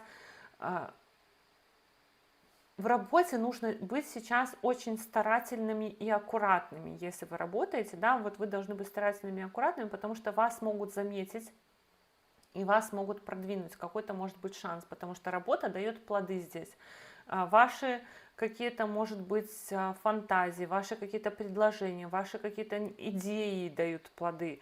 И точно так же девам нужно в работе записывать очень, что у вас какие-то приходят идеи, вы должны это все фиксировать, вы должны это все записывать, потому что сейчас у вас такой транзит какой-то немножко гениальности, да, сейчас транзиты, где вы можете что-то придумать, что вам в дальнейшем даст результат. Но самое главное, вот такие транзиты, особенно девам и, кстати, близнецам тоже, не делиться тем, что вы придумали, никому не говорить о том, что вы придумали, и я имею в виду, вы, если что-то придумали, то вы должны эту идею вынашивать, и пока вы эту идею вынашиваете, и пока вы ее не реализовали, никому об этом не рассказывать, потому что очень большая вероятность того, что эту идею просто стырят. То есть просто у вас украдут то, что вы придумали, и выдадут за свое. Как бы таким образом вы, конечно же, точно так же будете реализованы, точно так же вы таким образом на веках, в веках каким-то образом, да, останетесь, может быть, но не как тот человек, которого будут говорить, что это автор чего-то. То есть если у вас есть какая-то идея, не спешите эту идею озвучивать на всех, а попытайтесь это выносить и реализовать самостоятельно, потому что это может быть так, что у вас что-то может здесь проявиться. Смена работы, смена спортивного клуба, смена, если у вас есть ипотека, может быть, переоформление какой-то ипотеки, но кредитные вопросы могут решаться, судебные вопросы могут решаться, спорт, борьба с вредными привычками. Девы, кстати, у вас очень хорошие транзиты на то, чтобы бросать курить, бросать пить, бросать какие-то вот такие вещи. И это может дать вам результат хороший в виде того, что вы, допустим, бросили никотин, например, да, и от этого у вас появилось какое-то предложение тоже чего-то. И поэтому по этим транзитам точно так же будьте внимательнее к здоровью питомцев. Ну, в принципе, наверное, для дев все, что у нас там девы пишут. Да, да, кстати, для дев еще здоровье точно так же. Здоровье точно так же. Плоды по работе по 12 дому, потому что это ось 6-12. У нас затмение. Я вначале еще говорила, что у нас всегда эта ось работает. У нас и новолуние, и полнолуние ось всегда включают, и затмение всегда ось включают, и всегда будет у нас результат по 6 дому в том числе. То есть это и смена работы, и по здоровью, вот все верно, может быть. Ну, чтобы желаю вам веры, чтобы у вас все хорошо прошло, чтобы у вас все было очень круто. По здоровью, чтобы операция хорошо прошла. Да, то есть 6 дом, 6-12. 12 дом может означать некоторую изоляцию. Да, это может быть такое, что кто-то лег в больницу, что кто-то уехал там в санаторий, что кто-то в пансионат какой-то уехал. То есть какие-то путешествия могут быть. Точно так же. Похоже, но точно такое же затмение. Опять же, я в начале видео говорила, кто потом присоединился, что очень похоже затмение, максимально похоже затмение у нас было 3-4 марта 2007 года. Вот что у вас было в этот период времени, 3-4 марта 2007 года. Вот то, что было там, оно может очень сильно повториться в этом году, то есть в ближайшие полгода. Накануне то, что было, это было... Нет, ладно, короче, вот 3-4 марта 2007 года, от этого вот отсчитывайте каждый там полгода, да, что у вас происходило, потому что мы смотрим оси, и если у вас там задевались какие-то точки, то 3-4 марта 2007 года, вот сейчас у нас почти 20 градусов, и там было 20 градусов, то есть прям даже по тем же самым планетам получается, что затмение будет. То есть даже если не по оси затмения у вас были, по каким-то другим результатам, точно так же могут быть. Татьяна, если по Деве выплату по суду ждете, то да, возможно, уже разрешится этот вопрос в ближайшие полгода, потому что уже подходит к финалу транзиты Раху и Кету в этом году. Давайте к весам перейдем. Ой, так, к весам. Весы. Затмение в 11 доме гороскопа у весов. И опять же, да, 5-11 дом гороскопа. 11 дом, он тоже в какой-то степени, можно сказать, абстрактный, потому что это сообщество, друзья, но это не те друзья, которые у нас через рукопожатие, а такие друзья, с которыми мы на более длинной дистанции находимся. 11 дом – это дом бизнеса, дом предпринимательства, дом счетов, дом каких-то наград, повышения чего-то типа заработной платы, присуждения каких-то премий. Если вы, допустим, участвуете в каком-то конкурсе, то вы можете выиграть какой-то конкурс, например, по 11 дому гороскопа, либо получить какую-то награду, получить какое-то изменение в уровне оплаты труда. Плоды от 11 дома гороскопа тоже могут быть. Плоды какого характера? 11 дом – это дом, допустим, сообществ. То есть вы вступили в какое-то сообщество, и от этого получаете какие-то бонусы от того, что вы вступили. Например, вы вступили... Ну, извините, мне иногда там пишут в комментариях, я говорю там партия, да, мне пишут, какая партия, какой профсоюз. Ну, у каждого своя реальность. Партии бывают разные. Ну, естественно, политические партии политические есть по всему миру. Но вы, допустим, вступили в политическую партию, и от того, что вы вступили в политическую партию, вы получили возможность посещения какого-то на постоянной основе какого-то мероприятия, получили членство где-то еще, или получили еще что-то. Либо, например, вы стоите на очереди на строительство жилья. То есть 11 дом – это дом будущего. Это очереди в том числе. Вы стоите на очереди на строительство жилья. И вам, например, вот, кстати, очень интересно, весы, если у меня здесь есть, или кто будет смотреть, у кого действительно это вот потом проиграется так, да, что у вас сработала очередь. Вы стоите в очереди на строительство, на покупку жилья, и у вас в течение ближайшего полугода вы от этой очереди получаете бонус. То есть вы то, что вы там долго стояли, ждали, вы получаете бонус и получаете, наконец-то, возможность построить жилье, что-то в этом роде. То есть какая-то очередь, которая вам дает по итогу результат, какое-то длительное ожидание, какая-то цель ваша, мечта какая-то осуществляется. 11 дом – это дом целей, дом мечт. Может быть, вы вместе с кем-то в сообществе, вернее, не в сообществе, а в союзе, заключите какую-то сделку, то есть создадите какое-то сообщество. Либо, например, муж с женой оформляют совместный счет для того, чтобы на этом счете, например, там накапливать что-то. 11 дом – это еще и накопление. Но 11 дом – это и подарки, которые мы можем получить внезапно, какая-то помощь, точно так же финансовые какие-то выплаты и...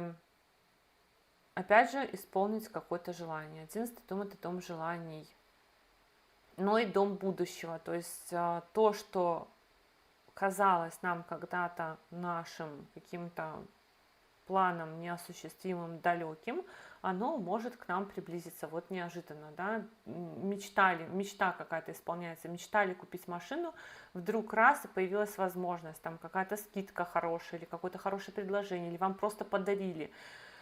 Ну, всем, конечно, не подарят, да, не надо мне писать только, потому что иногда бывают такие комментарии, что типа, вот, у меня никогда в жизни ничего бесплатно не доставалось, это нереальный прогноз, что мне что-то подарят.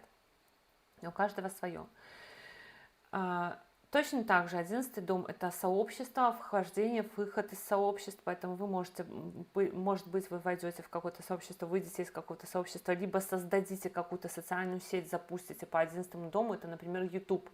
Или же вы переформатируете каким-то образом, если вот здесь у меня есть те, кто ведут свой YouTube, переформатируете, либо кто-то хотел вести YouTube, да, точно так же, может быть, переформатируете этот YouTube или какое-то сообщество, которое вы ведете, в котором вы состоите. 5 дом здесь у нас точно так же задействован. 5 дом – это дом этих, боже мой, детей и продуктов, проектов каких-то, точно так же выступления могут быть, точно так же могут быть какие-то творческие порывы, то есть что-то мы создаем, какой-то продукт, про который я говорила, да, что это не обязательно наш ребенок, что мы рожаем ребенка, это может быть что-то, что мы создаем, это может быть запуск магазина, это может быть написание книги, написание песни, это может быть создание курса, это могут быть ученики какие-то, которые у вас справляются и так далее. Это все по 5 дому гороскопа. Плюс может быть участие в каких-то мероприятиях, какая-то публичность, какие-то выступления точно так же. 5 и 11 дома гороскопа — это хорошая ось такая, могут быть какие-то подарки у вас. Ну, опять же, про подарки я уже говорила, не буду повторяться. В принципе, наверное, давайте, что мне там весы пишут. Отдых, да, какой-то, может быть, какой-то хороший отдых тоже. По Пурва Пхалгуни какой-то вы себе устроите. Тоже может быть. Весы. В какой теме раскрывать свой YouTube-канал? Интересно, информация вам пришла в смысле как вот как озарение, да, по Водолею? Или как вы получили эту информацию? В какой теме раскрывать свой YouTube-канал? То есть кто-то вам написал или вы прям придумали что-то?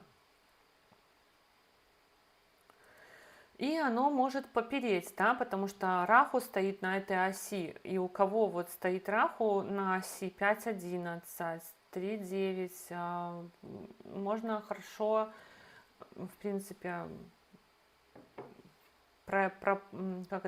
продвинуться, да, да, как озарение. Вот потому что это Водолей, и 11-й дом это тоже, он водолейский дом, это может быть такое озарение, как пришло. Ну, классно. Хорошо, весы больше ничего не пишут, давайте... влюбленности еще, кстати, романы какие-то яркие у весов тоже могут быть по этой оси, несмотря на то, что это затмение в 11-м доме гороскопа, но все равно тоже какие-то романы влюбленности могут быть. Хотя я знаю, что у весов еще очень многих вопрос с работой актуален, ну потому что 6-й дом гороскопа, там Сатурн стоит в этом 6-м доме гороскопа.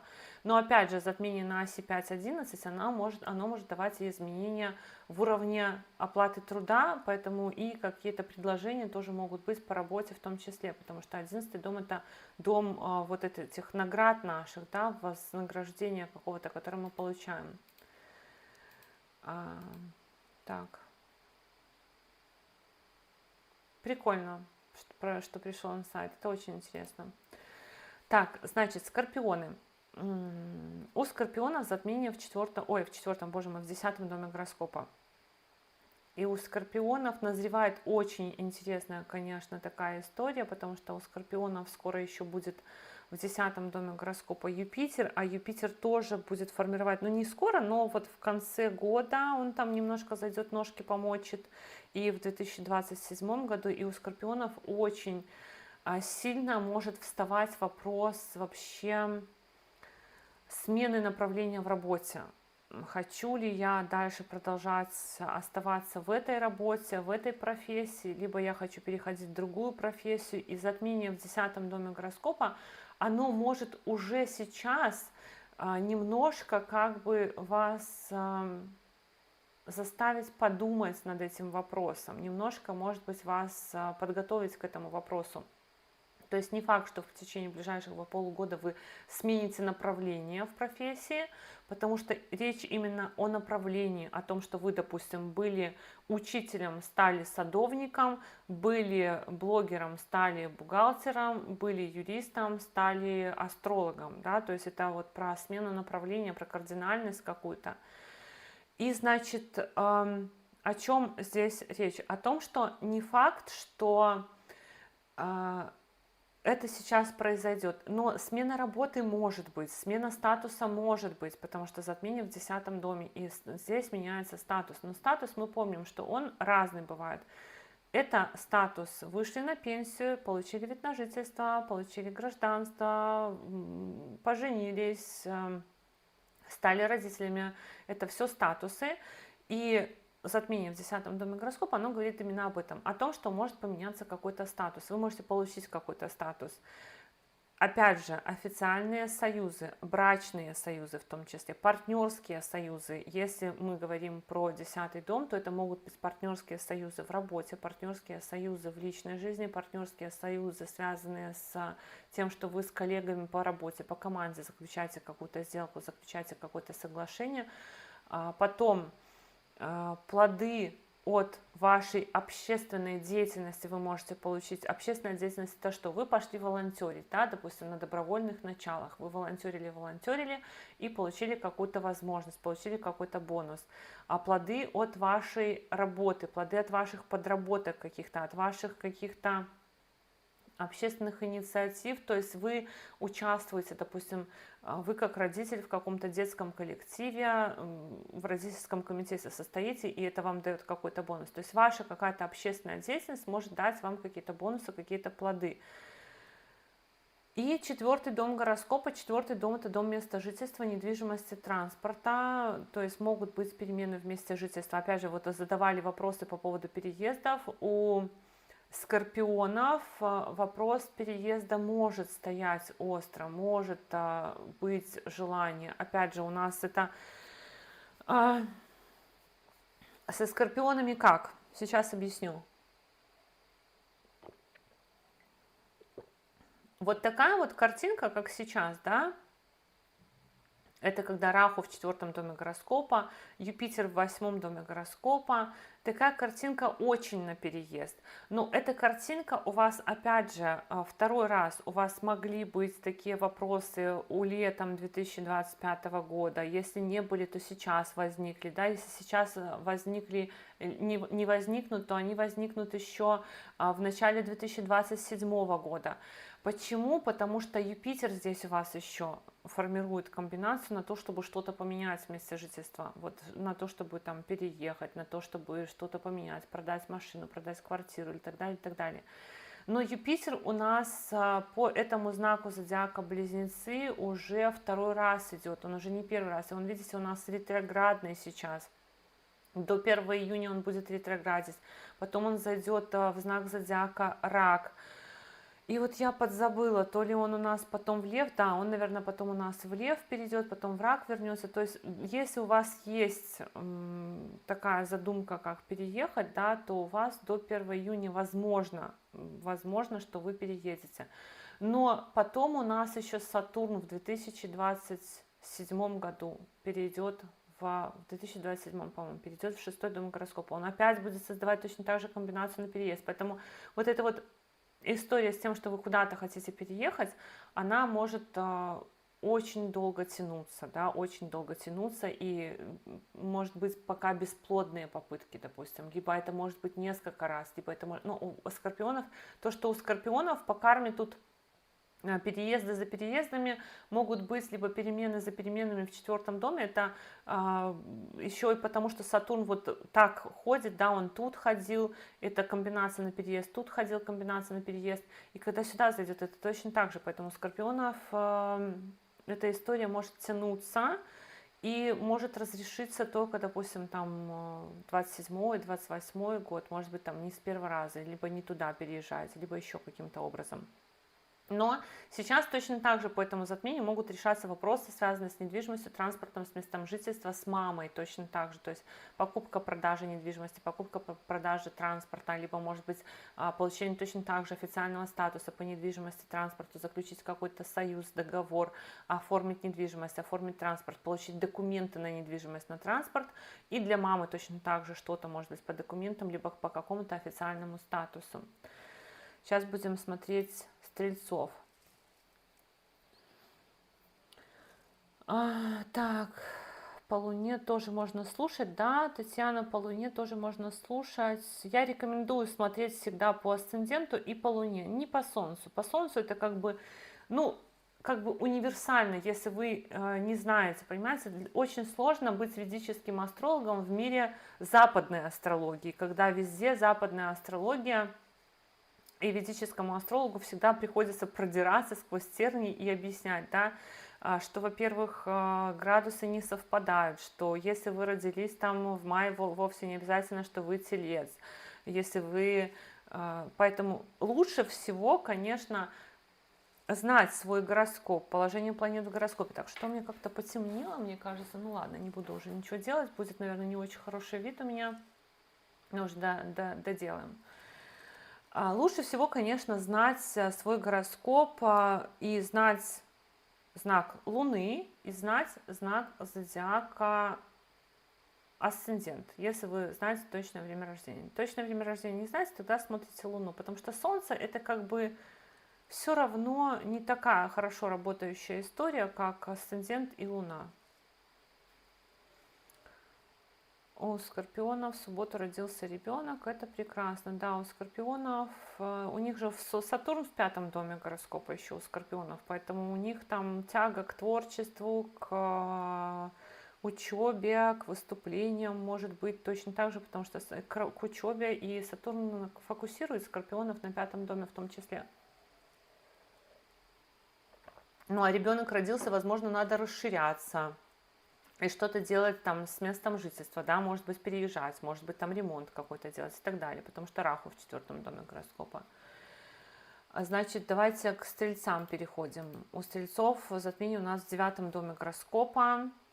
Ну, точно так же. У стрельцов затмение в 9-м, значит, это вопросы, связанные с органами власти, с исполнительными органами власти, с судами, с какими-то инстанциями, с зарубежными организациями, все, что связано с вот этими вот организациями, которые дают нам на что-то право на разрешение. Плюс в 9-м доме гороскопа это у нас институты, это университеты, это какие-то образовательные организации, но и 9-й дом гороскопа это еще и дом, который отвечает за наше мировоззрение и жизненную философию. То есть, в принципе, по затмению в 9-м доме гороскопа могут разрешаться какие-то вопросы, которые решаются в этих госорганах, могут разрешаться вопросы, связанные с отцом, учителем, руководителем, руководством на работе. Но, как я уже говорила, что если руководство, то, скорее всего, это будет такое смена руководства, которая на нас влияет, да, либо перемена в руководстве, которые на нас влияют. Это не просто, что там поменялся руководитель и все, а это смена руководителя, которая имеет к нам отношение. То есть поменялся руководитель, который и новый руководитель там будет для нас каким-то вот кармическим партнером, с которым у нас будут какие-то особые взаимоотношения.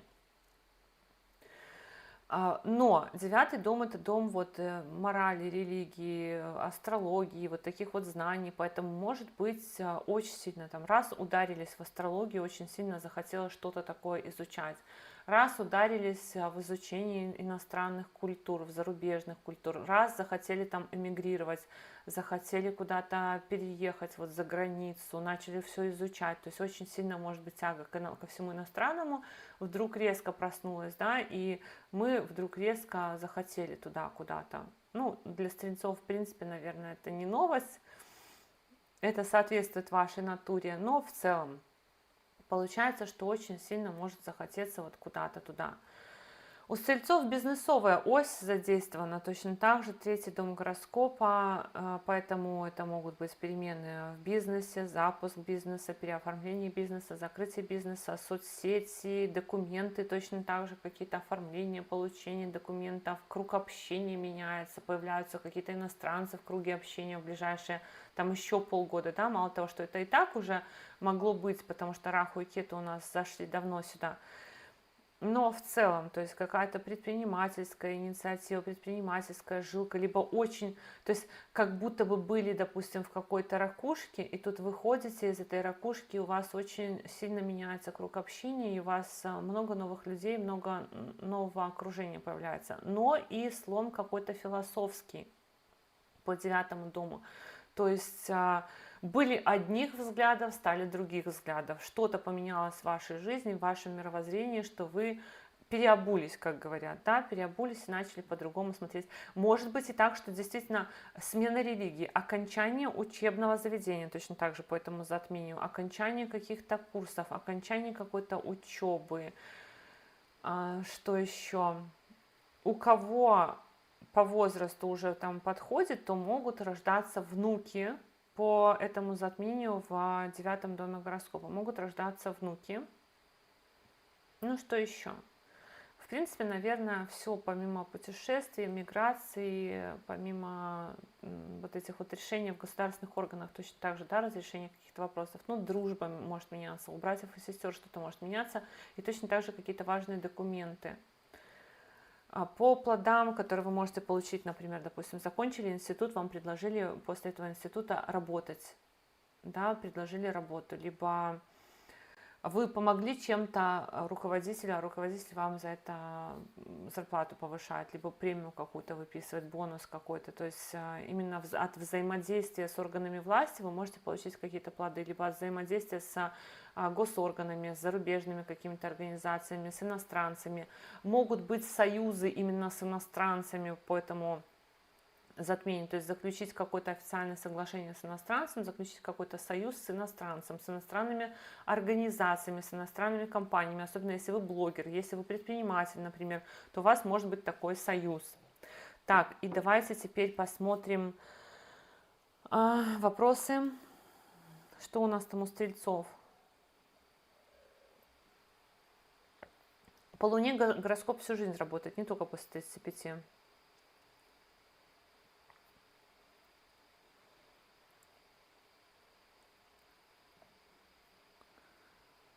Банк ни с того ни с сего уведомил, что нужно полностью закрыть кредитную карту.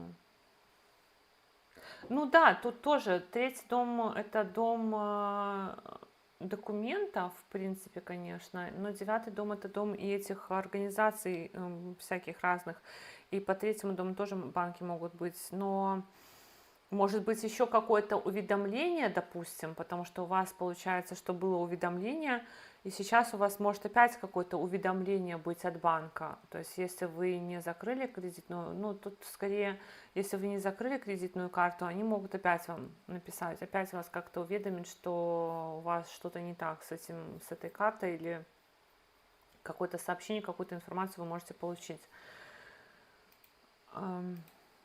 Козероги, давайте козерогов. Что у нас тут у козерогов? Второй дом гороскопа у козерогов. Козероги хотят денег. И затмение в 8 доме гороскопа. То есть козероги могут получить реально какое-то наследство тоже, какие-то разборки по страховкам, по налогам, по каким-то тайным делам. То, что выходит наружу, очень сильно тоже Пурва-Бхалгуни. Здесь у нас ассоциируется с тем, что может быть выйти наружу и что может стать явным. И тут точно так же ось 2-8 дома гороскопа, которая может выводить на поверхность то, что было скрыто, либо давать возможность разрешить то, что было затянуто, то, что никак не решалось, то, что вообще непонятно было, как оно будет решаться. И поэтому у козерогов могут быть такие результаты, что вы можете даже то, что годами не решалось, да, то, что неделями, там, месяцами не решалось, вы тут раз и получаете какой-то результат. Помимо этого, что еще? 8 дом – это дом неожиданностей различных, поэтому затмение в 8 доме гороскопа, оно может давать какие-то неожиданности. То, что вообще вы никак не можете спланировать, спрогнозировать, то, что оно может быть и со знаком плюс, и со знаком минус. То, что вы вообще вот просто никак не планировали. Раз, позвонили вам и сообщили какую-то информацию, которую вы вообще... иногда она даже вас не касается, но вот почему-то до вас эта информация дошла. Но 2-8 дом гороскопа, затмение в 8 доме гороскопа, этого затмения, когда нужно остерегаться различных экстремальных видов спорта, различных видов деятельности, которые рисковые, травмоопасные. То есть не прыгать там, допустим, с парашюта, не лезть туда, куда не знаете, в пещеру какую-нибудь и так далее, и так далее. То есть это затмение, которое может давать такие результаты какого-то кризиса. То есть там, где не надо рисковать, лучше не рисковать. Вот все, что можно отложить, связанное с риском и с неожиданным результатом, лучше для вас отложить. Может быть, какой-то тайный союз, какое-то тайное соглашение, да, поскольку у нас связано здесь с официальными какими-то союзами и соглашениями, с партнерством официальным, то есть может быть какое-то тайное партнерство, тайный союз, либо может, кстати, еще что-то быть тайное, связанное с доходами вашего мужа, вашей жены, вы, допустим, можете про это узнать, потому что и тайное именно то, что связано с деньгами, либо с доходами вашего партнера, потому что здесь у нас и партнерство, и тайны тоже могут быть, то есть то, что связано именно с этим. Но у вас, опять же, тоже такая же ось, только перевертыш, как у раков, у вас точно так же касается вопроса ресурсов ваших, уровня сна, энергии, вредных привычек, зубов, того, что у вас там иностранных языков, знаний иностранных языков, голоса, лица и так далее, и так далее. Поэтому могут быть тоже преобразования внешности, связанные с зубами, зрением, связанные с лицом. Точно так же может быть по раху, допустим, поставить какие-то брекеты, лайнеры и так далее, и так далее. Либо иностранные языки учить, или много говорить на иностранных языках, может быть, вам придется. Что у нас там козероги?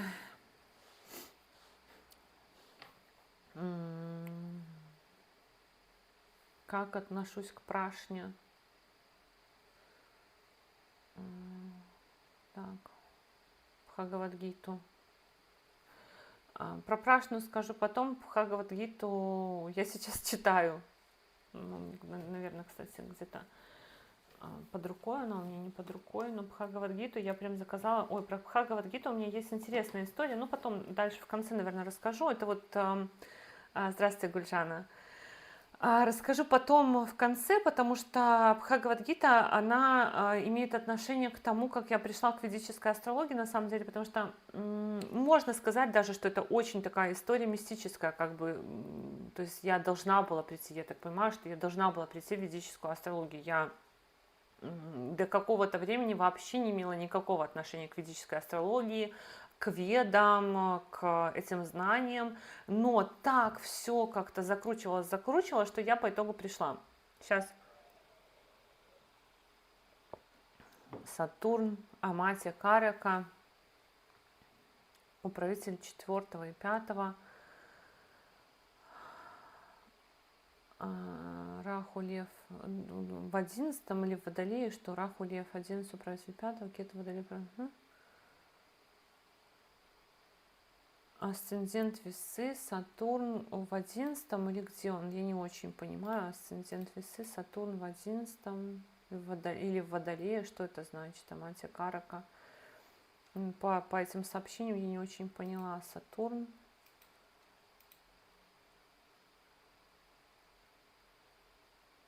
А... 12 градусов в Водолее. Сейчас я вот с этим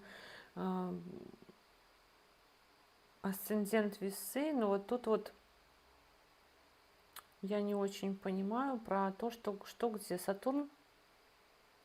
Аматия Карака по переменам, по деньгам, да, ну по деньгам, видите, с мошенниками при съеме жилья, это по деньгам, значит, могут быть какие-то, но может быть вам вернуть деньги, раз у вас еще затмение впереди на Аматия Караке, перемены в работе могут быть, но про то, что Раху Кету на этой оси, как бы они показывают, что у вас сейчас происходит, как я и говорила, судьбоносные события, именно связанные с детьми, то есть ребенок уезжает учиться, да, это уже как бы период важный для вас, то, что у вас ребенок уезжает учиться. Так, что мне не нравится? Мне, как девочке, не нравится, что потемнело за окном, у меня шторка зашторена, и я буду плохо выглядеть потом на записи. Но я не буду вставать уже, отвешивать, уже второй раз на это обращаю внимание, что я буду плохо выглядеть на записи потом. Ну ладно.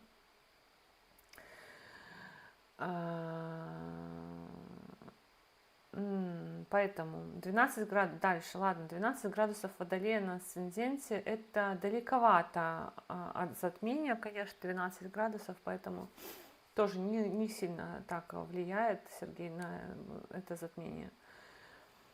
А потом, по градусам натального Кету в 4 доме будет затмение. Да, значит, это важно. Значит, 4-й, 10-й дом, перемены в месте жительства, работа, может, там, недвижимость, транспорт, мама, статус какой-то. Спасибо, Ольга, спасибо, Гульжана. Хорошо, ладно, давайте в Водолей перейдем к Водолею. Водолей. Что у нас с Водолеями? Водолей — герой этого затмения. Водолей женятся, разводятся, получают помолвки и все в таком роде, потому что затмение в 7-м и вступают в союзы в какие-то, вступают, выходят из союзов, потому что у Водолея в затмение в 7-м доме гороскопа. 7-й дом — дом партнерства, брака, личной жизни, дом команды, дом союзов точно так же. Это и партнерство такое, когда мы выходим замуж, когда мы разводимся, это и партнерство, когда мы создаем какую-то команду, это и партнерство, когда мы вступаем в какой-то союз, бизнес-союз, да, то есть мы находим себе партнера и запускаем какой-то бизнес. Это какая-то музыкальная группа, это команда спортивная, в которой мы участвуем, это все 7-й дом гороскопа. Поэтому у водолеев затмение активирует события по 7-му дому гороскопа, связанные с такими делами: браком, официальным партнерством, с клиентами, с такими вот вещами. И это может быть еще и касаться самих водолеев с точки зрения того, что могут перемены в теле быть, во внешности. То есть у водолеев может быть вполне себе, допустим, жениться по залету, либо жениться и забеременеть, либо создать союз для того, чтобы создать какой-то продукт, вместе объединиться, чтобы создать какой-то продукт, вместе объединиться 2 блогерам, чтобы запустить какой-то курс, или написать какую-то книгу 2 авторам в соавторстве. То есть союз с целью не просто так, да, а с какой-то целью, плоды какие-то получить от этого союза. Ну, это не значит, что плоды вы получаете, да, но у вас может быть цель получить какой-то плод. И, естественно, это может быть и беременность, и зачатие ребенка, и перемены во внешности, потому что по 1-му дому гороскопа у нас тоже Раху, Кету, и эта ось у нас, естественно, тоже будет поднимать эти вопросы по 1-му дому гороскопа. А по 1-му дому гороскопа, если поднимают эти вопросы, поэтому это может быть и статус, не только союзы, да, но и статусы. А статус у нас всегда, это любой статус, не только родительство, не только партнерство. Статус это еще и точно так же, допустим, вид на жительство, гражданство, статус какой-то в общественных каких-то делах, то есть какой-то статус, но все зависит от того, задевает у вас там это точки какие-то, не задевает, близко к асценденту, не близко, потому что может быть просто что-то незначительное.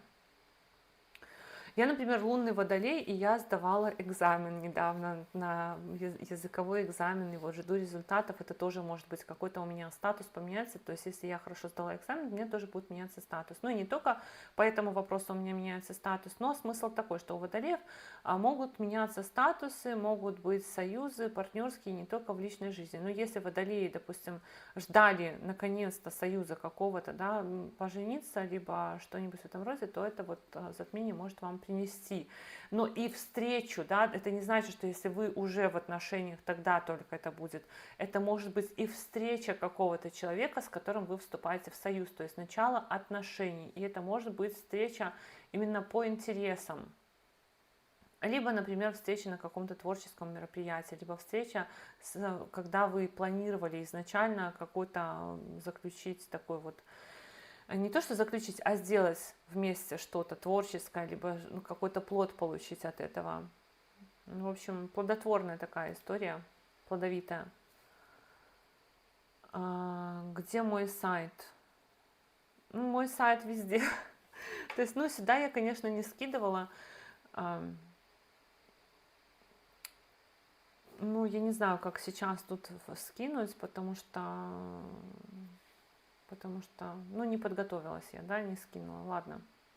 В описании к YouTube-каналу всегда есть ссылки, то есть если вы заходите на главную страницу YouTube-канала, там все ссылки есть, потому что если я сейчас начну искать эти ссылки, я могу тут что-нибудь нарушить, и я боюсь нарушить нашу трансляцию, потому что я не сильно опытный блогер, это может 6-я моя какая-нибудь трансляция. Так, да, в описании видео, тем более. Потом Татьяна ищет работу, пытается трудоустроиться. А это кто вы по асценденту или по луне? Сатурн в 8, Луна в 5, Раху в 9.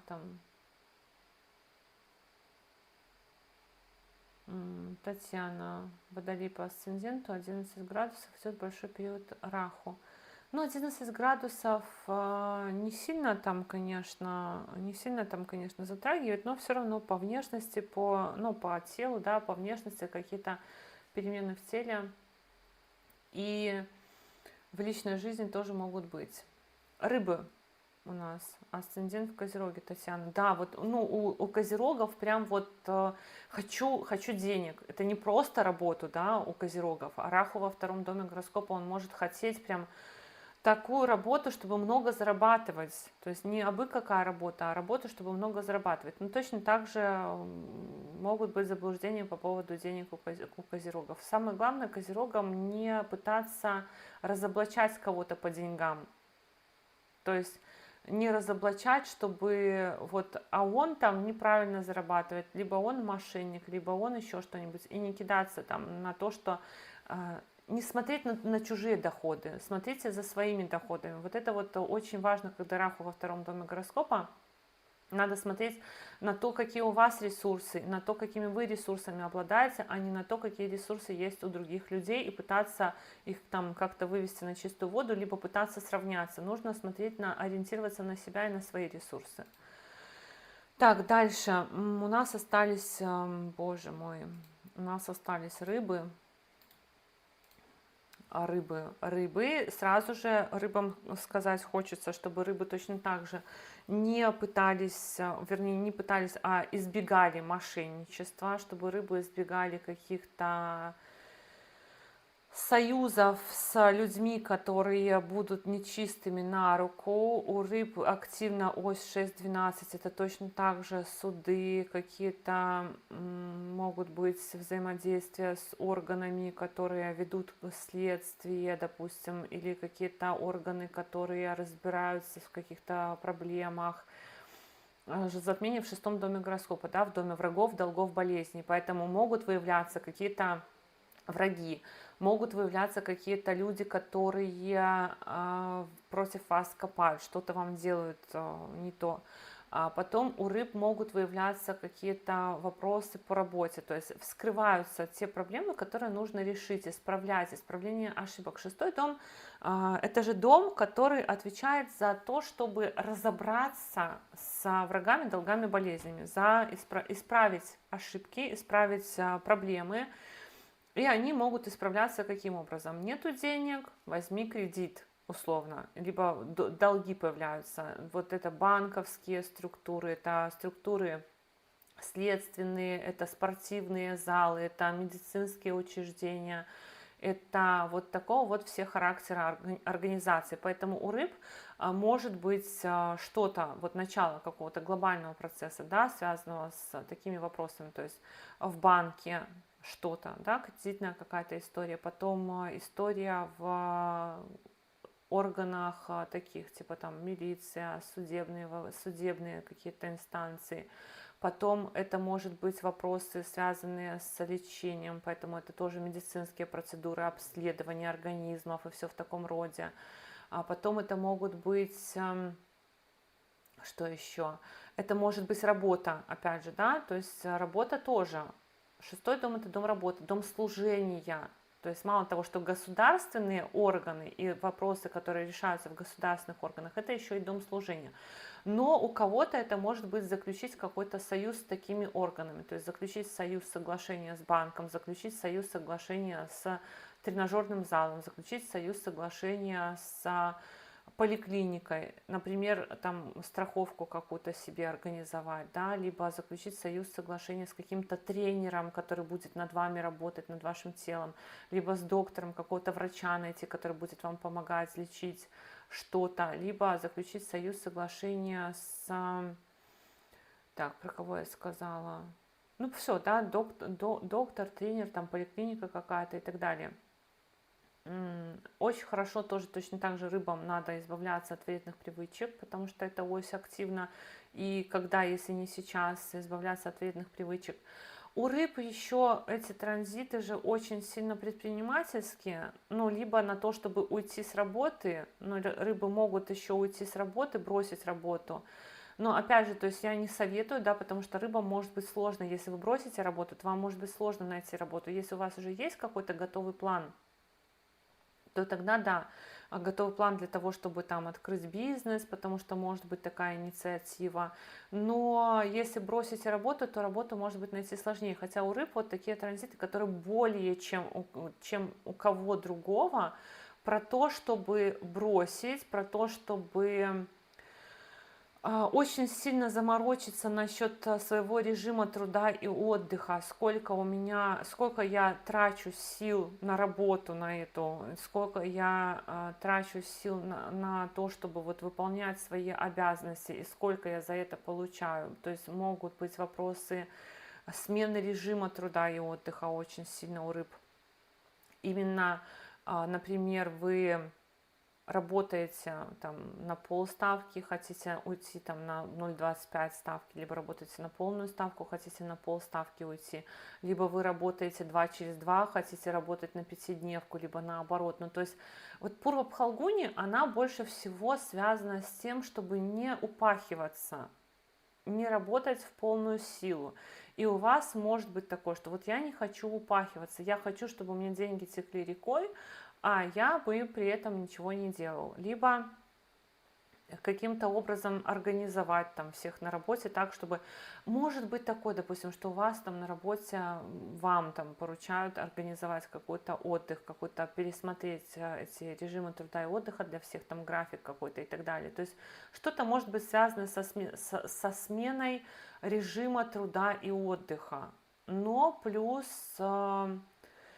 Точно так же завершение может быть, я вот говорила, что про завершение там увольнения с работы, но может быть завершение каких-то уголовных дел, судебных дел, если для вас это актуально, завершение какого-то лечения, завершение какого-то спорного вопроса, завершение какого-то, ну, опять же, вредной привычки, да, или же точно так же какого-то вопроса, связанного с кредитами и так далее. То есть за окончание кредита, например, выплата кредита, расчет по кредиту окончательный, такой тоже может быть. Ну и все, в общем-то, что у меня тут рыбы пишут, давайте посмотрим. Луна в Козероге, так. Угу. САЛ, смена статуса, солнечный овен, заниматься ребенком, да. Луна в Козероге, хочу денег, очень вас понимаю. У меня хоть Луна и не в Козероге, но тоже хочу. Стеллиум планет в 6-м доме. Стеллиум планет в 6-м доме по транзитам. Долги, враги, болезни, работа, бюрократия. Бюрократия, суды, да, это вообще капец. У меня же тоже получается, я дева, и у меня в 6-м доме гороскопа. И я просто вот эти вот транзиты, ну, были хорошие моменты, конечно, много хороших моментов было, потому что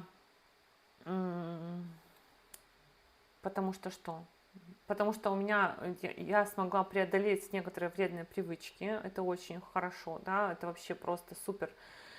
Но и были вот такие вот моменты, как то, что у меня там воровали видео, то, что у меня украли деньги, немножко, совсем чуть-чуть, но вот 2 раза у меня украли деньги, вот совсем чуть-чуть, вот прям совсем чуть-чуть, причем одни деньги мне даже вернули, но вот само вот то, что проявляется, все, что скрыто, то, что в нашу сторону, и даже не только деньги, у меня много чего на самом деле воровали в этом вот, 1,5 года. Не такой транзит, вот Раху по 6-му дому гороскопа, я знала, что так будет, да, но это как бы не очень приятно. Ну ладно, как бы все равно я по 6-му дому здесь Раху сильный очень в Водолее, а для него это нормально. Найти работу по 6-му дому, да, это хорошо, когда по 6-му дому, но опять же, если вот Кету сейчас для рыб, да, я сказала, рыбам бросаться работой не стоит, потому что рыбам может быть сложно найти работу, потому что у них Кету в 6-м доме гороскопа и затмение в 6-м доме лунное, оно может наоборот давать желание уволиться, но найти сложно, потому что там аспект Сатурна еще на 10-й дом гороскопа. Как бы 2 дома работы, они заблокированы. Вот поймите, что 2 дома работы, в одном стоит Кету, а на второй дом работы аспект Сатурна. Да, рыбы и так не хотят упахиваться, я понимаю, но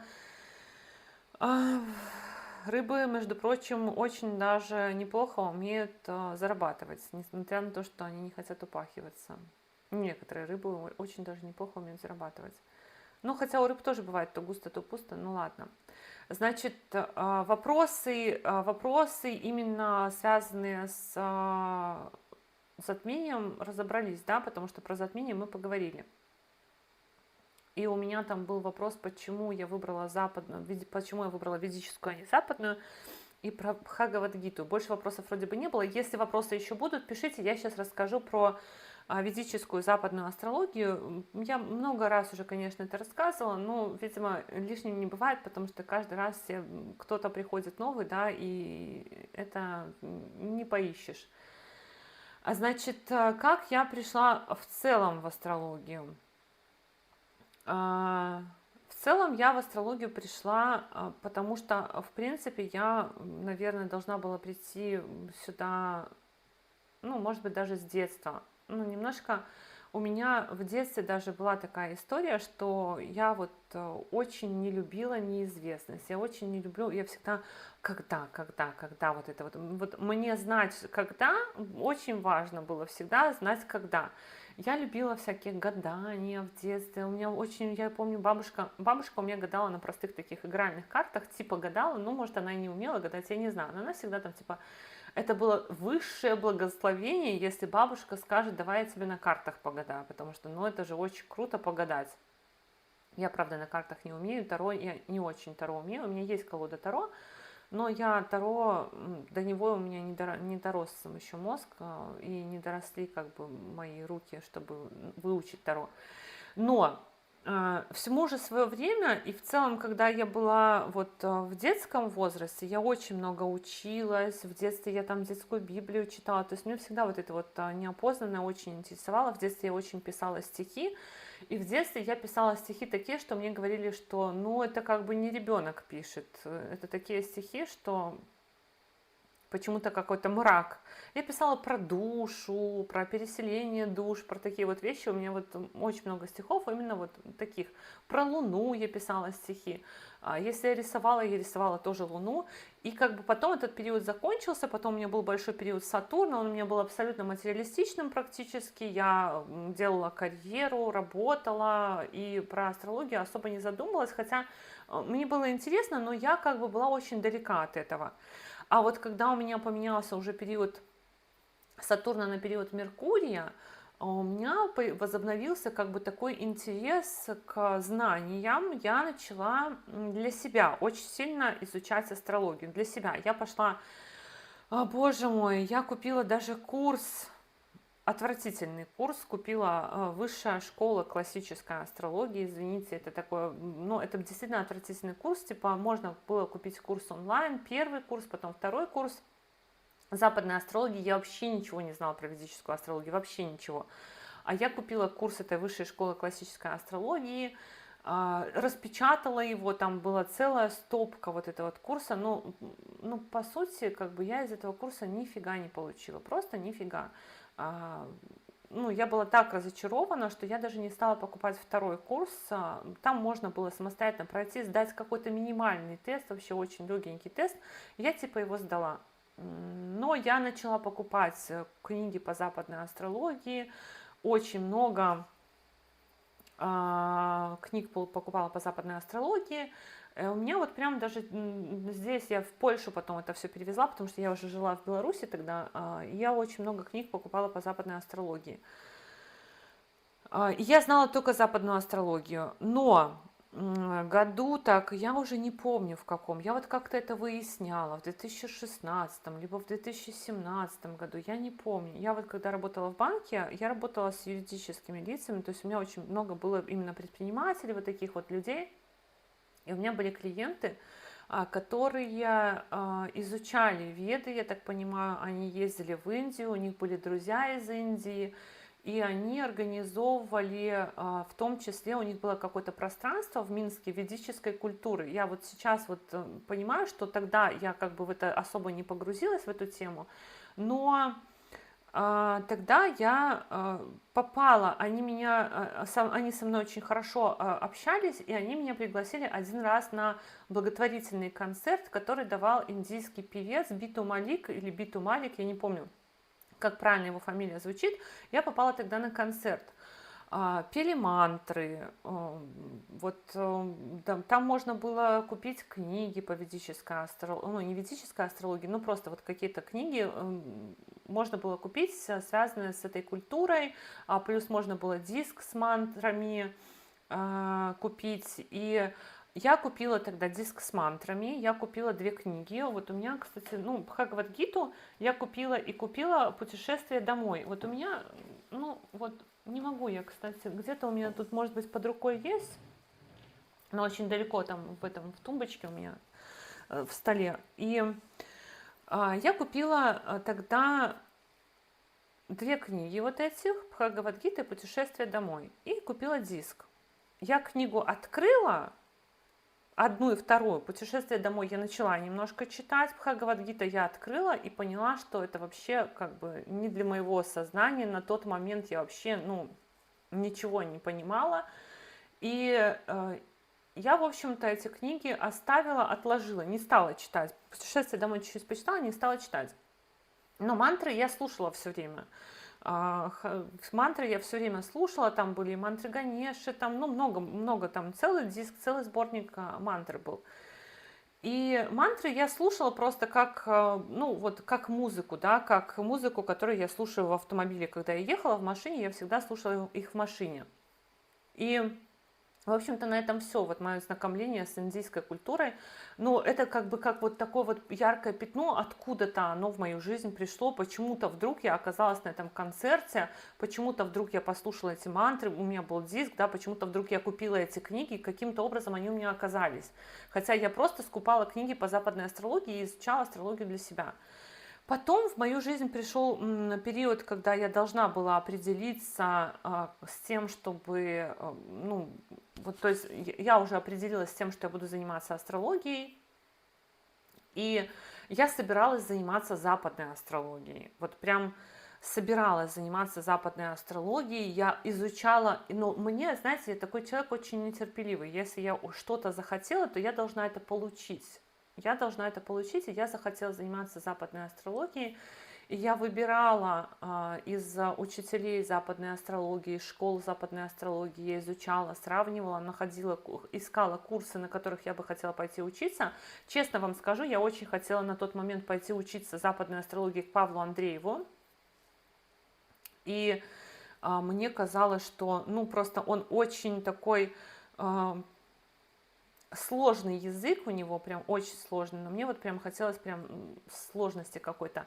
Но на тот момент курс ближайший, можно было купить курс ближайший, там через полгода он должен был начинаться, а у меня уже зудело сейчас я хочу сейчас. И я им написала даже в эту школу Павла Андреева, я написала, что я хочу купить курс, можно я куплю его в записи, потому что я хочу вот начать изучать, ну, проходить курсы. У меня было очень много книг, но я хотела именно проходить курс. То есть по книгам я уже сама, в принципе, неплохо разбиралась, но мне сказали, что я не могу купить курс в записи, я могу прийти только на поток, а поток будет там через полгода осенью. Я, короче, не пошла. Ну, мне интересно так. Я продолжила искать западную астрологию и продолжила искать, куда бы мне пойти. Я очень много западных астрологов перебрала, но я не находила своего учителя. Более того, я еще сходила к западному астрологу на консультацию с вопросом, вообще могу ли я быть астрологом. Почему еще, вот опять же, почему у меня был выбор западная астрология либо ведическая астрология. Я сходила к западному астрологу на консультацию, а западный астролог мне сказала, девушка, ну я, естественно, не буду озвучивать кто, но я за ней долго наблюдала в Инстаграме, пошла, решила, записалась на консультацию, и она мне сказала, что я не могу быть астрологом, что она не видит меня в астрологии, что я, может быть, там психологом могла бы быть, дизайнером, но не астрологом точно. И она мне называла положение планет по моему гороскопу, которое соответствует вот то есть по западной астрологии у меня там как-то я и неуверенная, и на людей очень сильно давлю, и очень, но при этом у меня дизайнерских талантов много, хотя я вообще не дизайнер. Вы можете видеть, как я оформляю абы как. У меня там оформление канала мое, это боль, да, потому что, я в этом не разбираюсь. Я как бы делаю, как придется, как-то делаю. И меня это как бы немножко напрягло, почему вот это вот описание западной астрологии, оно так на меня не легло, вообще никак не легло, вообще не легло.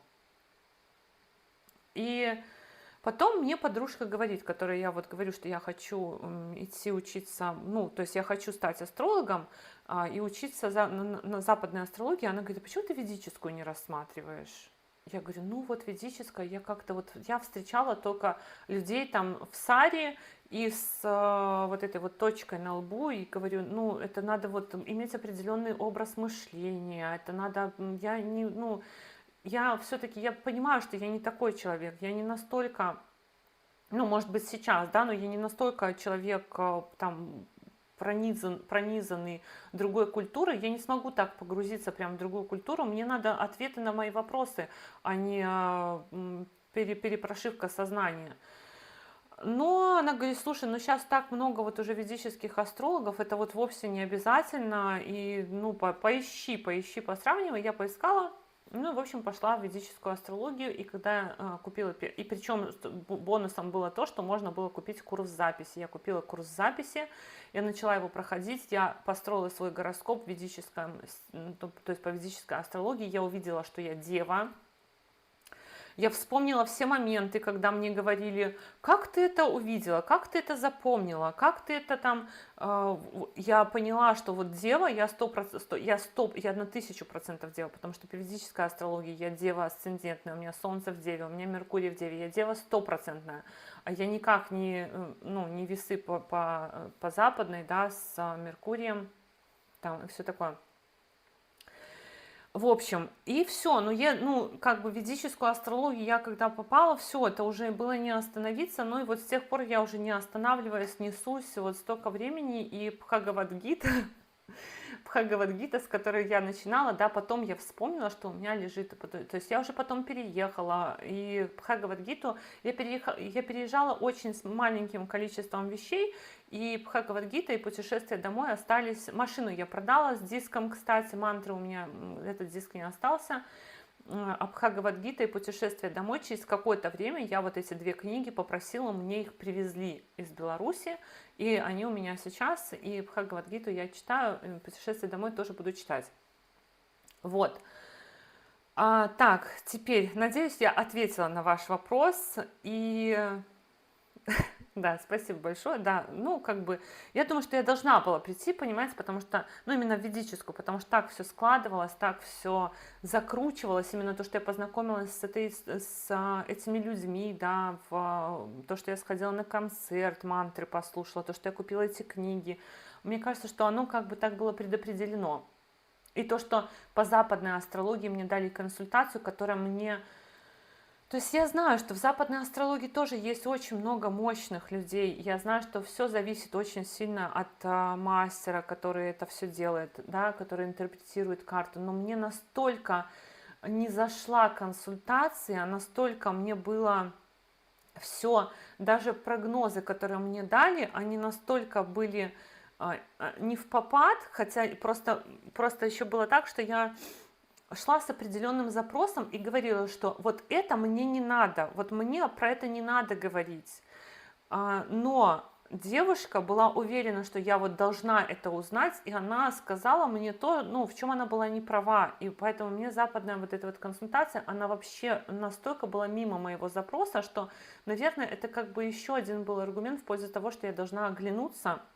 Хотя все равно я, допустим, там некоторые вещи из западной астрологии тоже беру, потому что они тоже круто работают. То есть, ну, все равно я ведический астролог в первую очередь.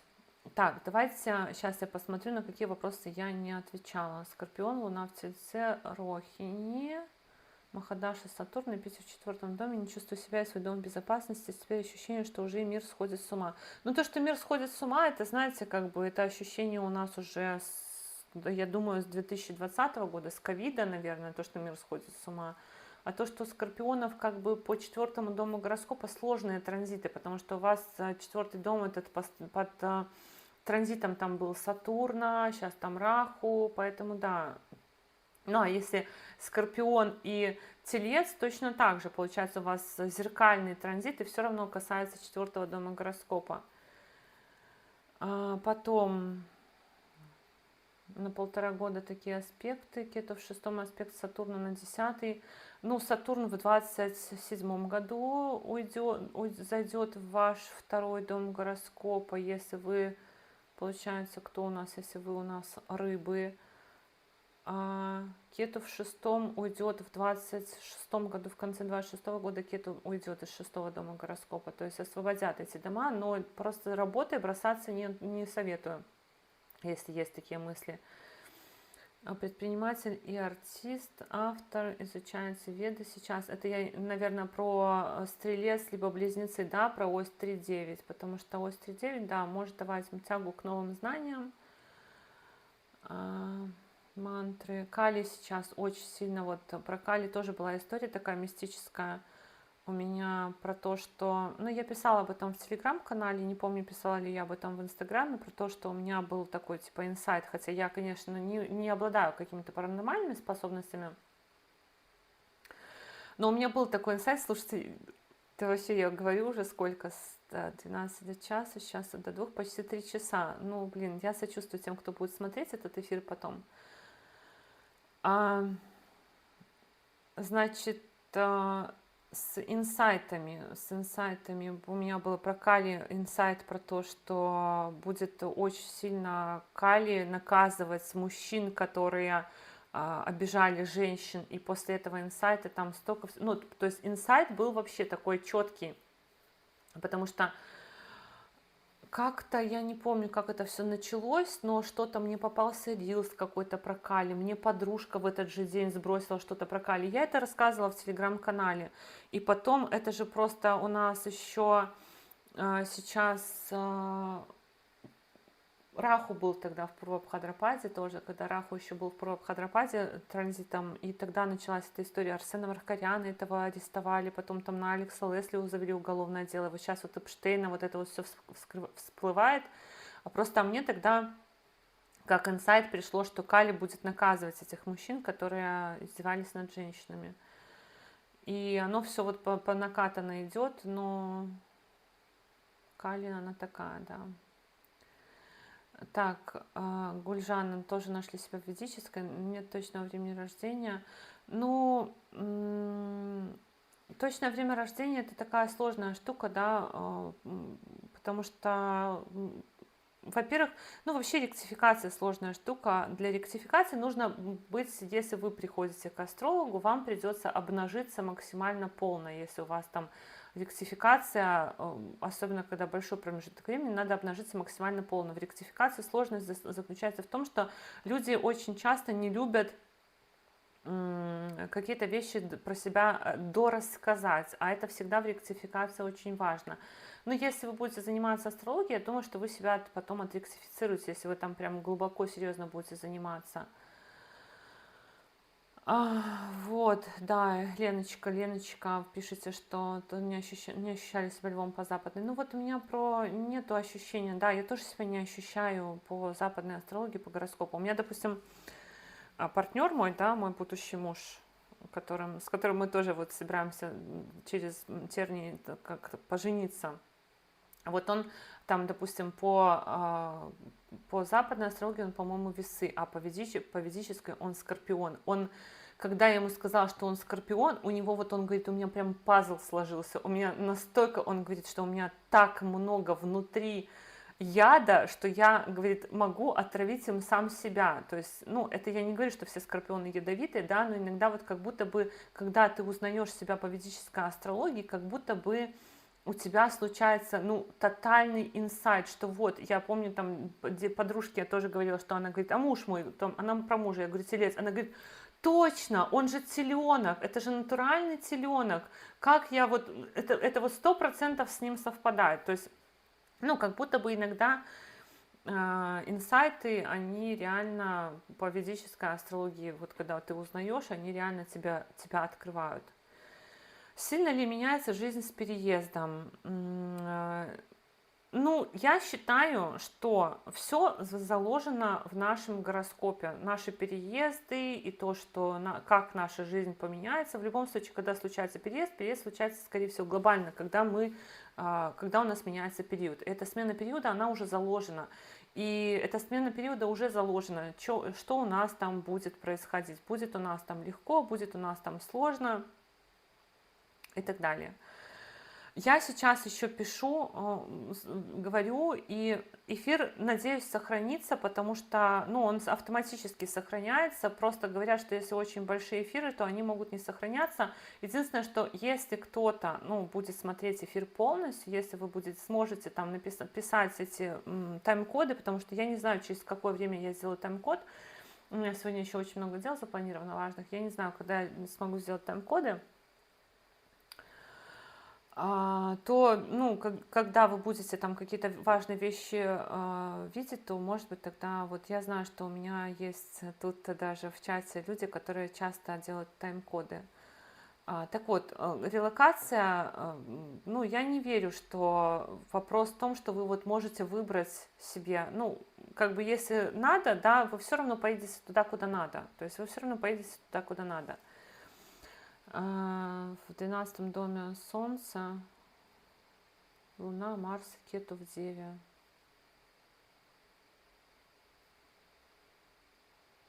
Солнце. Солнце в Деве.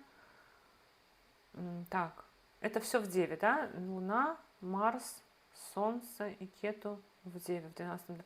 Вообще, изначально, когда ось Раху Кету на оси 6-12, особенно Кету в Деве, часто очень, ну, поскольку это маленький ребеночек 2 года, но часто очень, раз вы это задаете вопрос, наверняка вот уже всем, а где Венера? Просто непонятно, где Венера, потому что Солнце, Луна, Марс понятно, где Венера непонятно.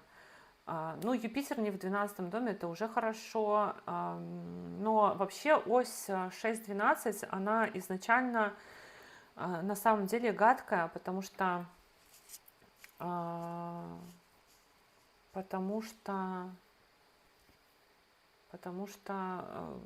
шестой, ну, Дева это знак болезней, да, и часто человек с Раху Кету, с Кету вот в Деве, с Кету в 6 доме гороскопа, ну, я просто тут не очень понимаю на самом деле, потому что тут написано в 12 доме Солнце, Луна, Марс и Кету в Деве, или это все в Деве в 12 доме, или как, поэтому я задаю вопросы, но если Кету в Деве, то это изначально говорит о том, что в детстве может быть болезненность, именно в детстве. Человек как бы учится преодолевать, либо еще какие-то истории, вот, допустим, ну, то есть какие-то истории, когда либо ребенок, допустим, дрочливый, либо ему приходится вот как-то, ну, то есть, либо это спорта много, то есть по Деве может быть много чего-то в детстве. Не обязательно, что он будет болеть, но чего-то может быть много в детстве. Про переезд, как гороскоп меняется, асцендент... Я не верю в это. Ну, то есть вы можете, конечно, в это верить, но я в это не очень сильно верю. Я считаю, что все заложено в гороскопе. То есть если у вас есть в гороскопе переезд, вы переедете туда, куда надо. Вы переедете, и будет с вами то, что вам там обещано. То есть если у вас в гороскопе обещано, что вы будете сталкиваться постоянно с какими-то этими заморочками по документам, если у вас там будет бюрократически трясти, то есть, допустим, там переезжаете, у вас там переезжаете по Сатурну в 9 доме гороскопа, то вы будете там постоянно какие-то бумажки собирать, будете постоянно, ну, то есть я имею в виду D4 карту, я не имею в виду D1, я имею в виду карту D4. Вот как вы там себя будете чувствовать, это надо смотреть D4. Дробную карту, что у вас там будет, вот как вы там себя будете ощущать. И в зависимости, вы не подберете, то есть как бы вы ни подобрали, то, что у вас там записано, будет точно так же у вас происходить. Венера в экзальтации и Юпитер в 12 доме гороскопа. Это что значит? Переезд в период Венеры или переезд в период Юпитера или что? Не помню. Ну так, Ольга, если вы переехали, после этого есть улучшение, значит, это было заложено в вашем гороскопе. Вы посмотрите в карту D4, вы посмотрите вообще в целом, какие у вас периоды сменились, на что. Потому что, ну, конечно, после этого могут быть улучшения. У вас поменялся период, и вы переехали в хорошее место, у вас это было заложено, что вы переедете в хорошее место. То есть, ну, вы же переехали, вот вы сами сказали, что вы не подбирали это, да? А вы потом посмотрели. Но это и видно будет по гороскопу точно так же. Посмотрите, какие у вас периоды по гороскопу. И как у вас планета это чувствует себя в гороскопе. Я помню даже у меня была девушка на консультации, которая уехала в Израиль. Ну, девушка, женщина, она поехала в Израиль из Украины. Когда началась война в Украине, она поехала в Израиль. И потом в Израиле началась, тоже там начались военные действия, и она, тогда у меня была на консультации, и у нее период Венеры, какой-то очень красивой Венеры в D4 в гороскопе. И она так рассказывала, что она так прям очень радуется тому, что она в Израиле, что она там нашла себе подругу. Ну, именно вот она по комфорту, она очень хорошо переехала, ей было именно кайфово.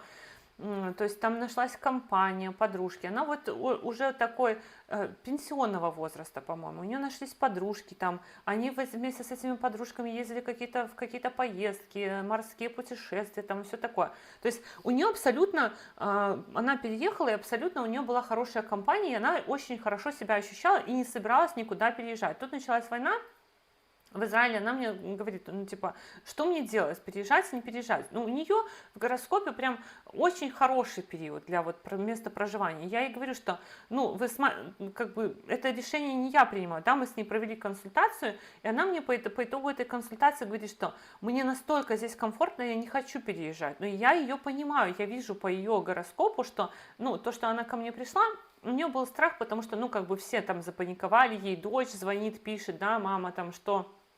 Но по факту она себя ощущает очень комфортно, потому что она переехала, у нее начался период Венеры в карте D4 в очень хорошем положении, там Венера с Луной, либо Венера с Юпитером, я не помню. То есть она прям не хотела оттуда уезжать. Ольга уехала во Францию, сначала ненавидела Францию, теперь думает, отличная страна. Ну, тоже, возможно, там вы переехали, был один подпериод, потом поменялся подпериод, и уже отличная страна. Все, ну, как бы, все течет, все меняется. В общем, вопросов больше, наверное, нету.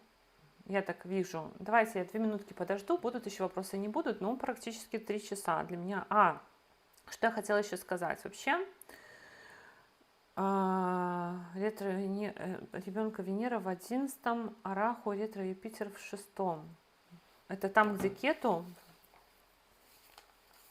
Дайте я сейчас себе нарисую. Что я еще хотела сказать? Что вообще я как бы к этим прямым эфирам, я очень уже... Венера в 11, а Раху и ретро Юпитер в 6. В 12 доме 4 планеты. Так а кто у нас асцендент? В каком знаке? Раху в 6. Раху в рыбах, я так понимаю. Это то, что у нас было, Раху в рыбах. Получается, у нас весы, да? 9, 10, 11, 2, 3, 4, 5. Венера, Раху, Юпитер ретроградный. А там что у нас? Там Марс, Солнце. Марс. Что-то у нас было, не помню. Ну, в целом, я, наверное, на ваши Марс, Луна. Ну, Луна еще тут, да, в Деве, Кету. Тревожная, и мама, видимо, тоже, как бы, если так, Луна в 12 доме гороскопа, в Деве, то и вы сами тоже, может быть, тревожитесь много за ребенка. Но, в принципе, сама по себе вот ось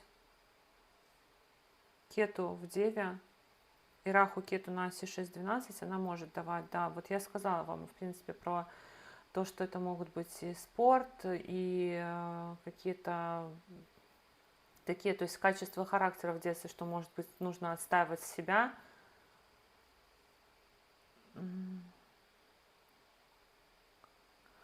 Так, Юпитер, Марс, Раху в 6-м доме в рыбах. Как проживать гармонично? Асцендент Весы. Марс, Раху в 6-м доме в рыбах. А что, у вас спорт никак не проявлен в жизни, если у вас Юпитер, у вас управитель 3-го в 6-м и Марс в 6-м и Раху в 6-м, спорт, какие-нибудь танцы, что-нибудь такое. Ну, то есть как проживать гармонично? У нас все зависит от того, какой вы период проживаете. Что у вас с этим Юпитером, допустим, там тренер, опять же, Юпитер, Марс, какой-нибудь тренер, детский тренер какой-нибудь спортивный, если Юпитер, Марс в 6-м доме гороскопа. В профессии, может быть, у вас проявлено. Индивидуальный гороскоп, насколько меняет прогноз. Но индивидуальный гороскоп вообще, в принципе, влияет на все. Да? Он первичен. Про переезд смотреть периоды в карте D4 и в D4, в первую очередь D1. D1 это общая карта для всех карт, а потом смотрим в D4. Если нам D1 обещает переезд, заглядываем в D4. Про взаимосвязь 5 и 8 дома гороскопа я не понимаю этот вопрос. Что значит про взаимосвязь 5 и 8 дома гороскопа? Анна, спорт вообще тяжело идет. Ну, с Марсом в 6-м доме, с управителем 3-го в 6-м спорт тяжело идет. Может быть, у вас, конечно, еще периодов не было в этом, ну, либо детский гороскоп, это чей-то гороскоп. Но вообще, может быть, допустим, там, ну, не спорт, ладно, судебные какие-то, юриспруденция, банковское дело. Но 3-й и 6-й это все равно. 3-й это наши навыки, поездки. 6-й дом это враги, долги, болезнь. Да, допустим, там медицинскую какую-нибудь литературу, перебирать там какие-то медицинские бумажки условно. Но по Юпитеру, опять же, это какой-то тренер для детей, либо какой-то юрист по спорным вопросам, банкир какой-то. Ну, просто вопрос не очень понятен, как гармонично проживать. Я вот не понимаю таких вопросов, как гармонично проживать, что у вас не гармонично. И, во-первых, во-вторых, все зависит от того периода, который вы живете. У вас же не всегда этот Марс, Раху и Юпитер не каждый день проявляются.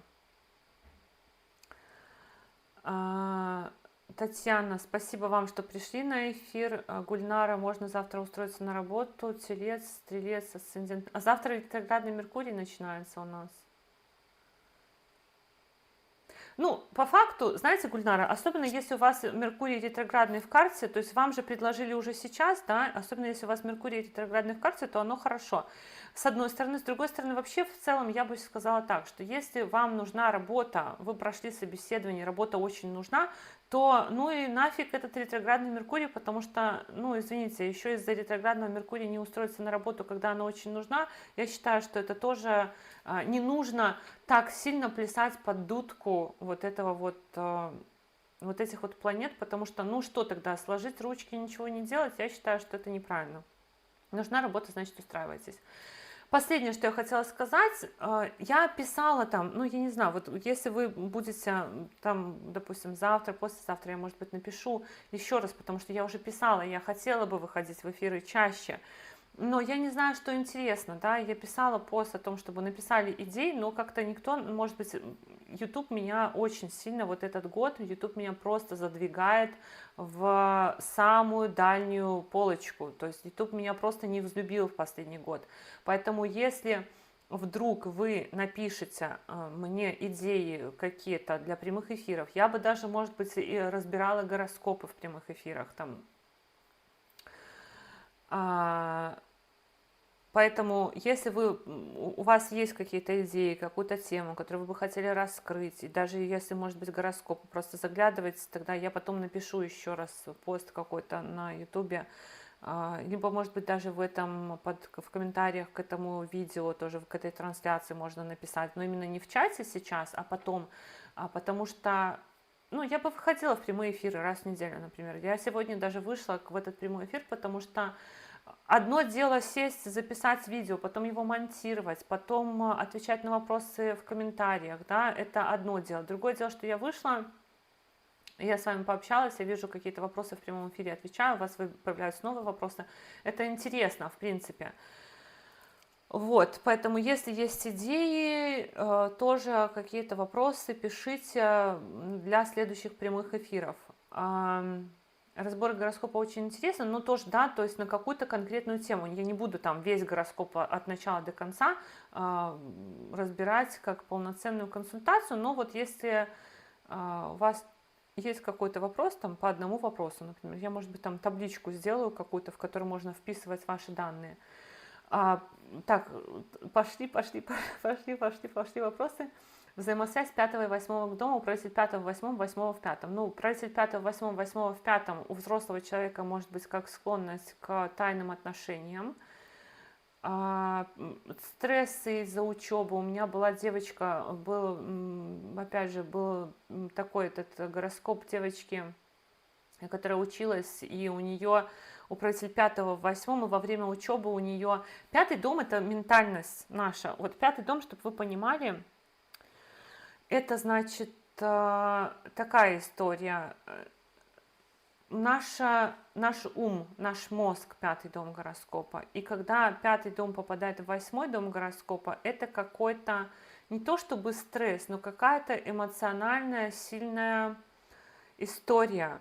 То есть, допустим, какие-то эмоции, впечатления сильные. И когда управитель 5-го дома в 8-м, это может быть проявляться как переживание за ребенка, это может проявляться как стресс из-за учебы, то есть в зависимости от того, чей гороскоп мы смотрим, чей гороскоп сейчас идет. У женщин, к сожалению, это может быть потеря ребенка, выкидыш, да, допустим, во время беременности, если под период управителя 5-го в 8-м.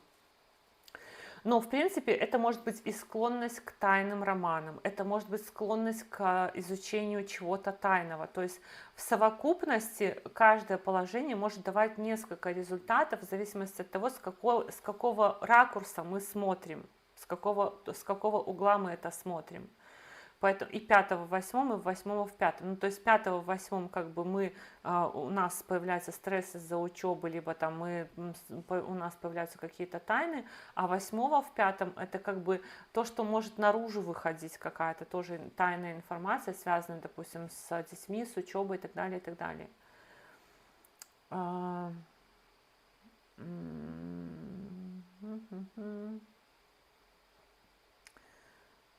Разбор гороскопа очень интересный. Но вот мне тоже много уже кто говорил гороскопы переездов разных людей. Ну хорошо. Интересно, как проявляется планета в падении, как в экзальтации, именно как в жизни это выглядит. Ой, планеты в падении могут давать такие крутые результаты иногда, на самом деле. Можно влиять на Накшатра, транзит планет. Но я потом буду выписывать вопросы, да, то есть не значит, что я прям на все сразу отвечу, на все эфиры. Заканчивается Юпитер, а он Лагнеш. Время Сатурна от Макараки. Можно ли проанализировать, на что обратить внимание? Ну, я прожила период, у меня был период смены Юпитера с Юпитера на Сатурн. У меня Юпитер Гнати Карака, Сатурна от Макарака. У меня была перемена, и Юпитер это у меня было детство, школа. А Сатурн от Макарака, это было, получается, смена периодов уже после школы или в конце школы. И в Сатурн я родила ребенка.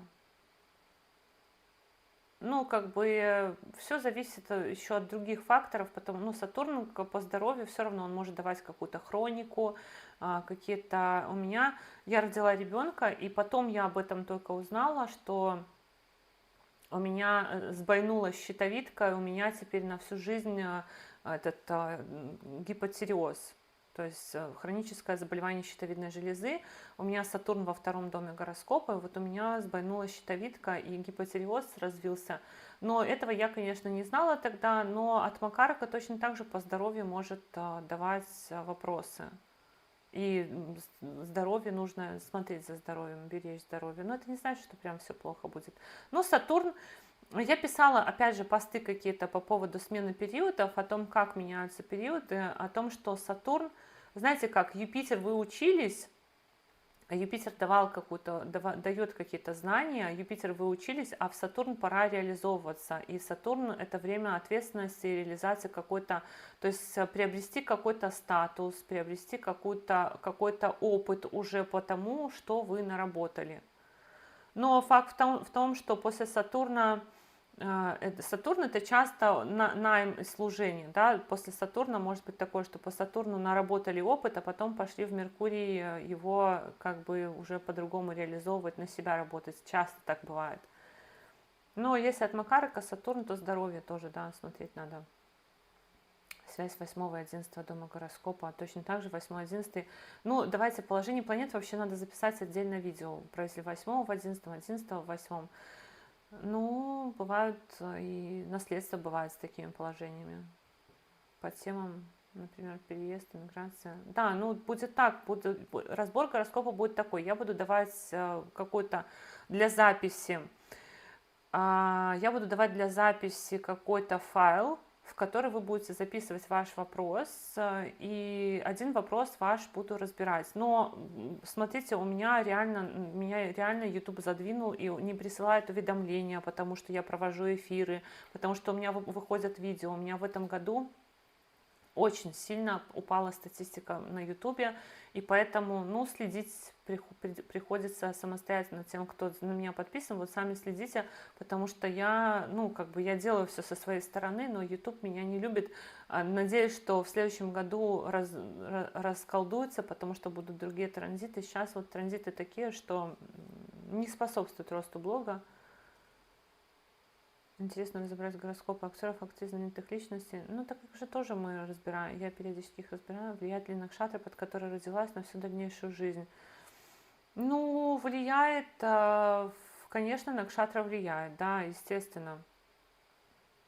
Дахаста, например, может давать вам там таланты работать руками, даже несмотря на то, что у вас там в этой хасте может не быть никакой планеты, но все равно хаста может давать талант работать руками, может давать способности какие-то в этом деле, либо там любовь к покеру, например, по хасте может быть, и что-то руками делать. Ну и в целом хаста может давать какой-то талант, который вот у вас, вы как поцелованы.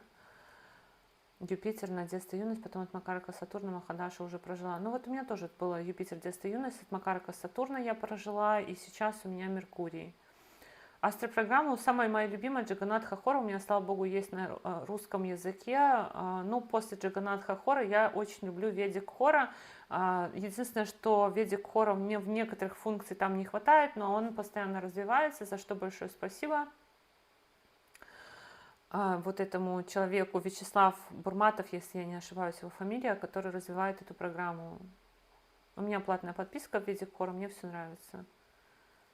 Взаимосвязи транзитов хозяев 6, 8, 12 домов. Ну, транзиты вообще в целом это отдельная история. Можно было бы там просто период Венеры, когда Венера в Козероге, асцендент Весы в 4 доме гороскопа. Ну, будете наводить уют, красоту будете наводить в доме. Может быть, станете домохозяйкой, может быть, будете, не знаю, там, покупать квартиры, машины.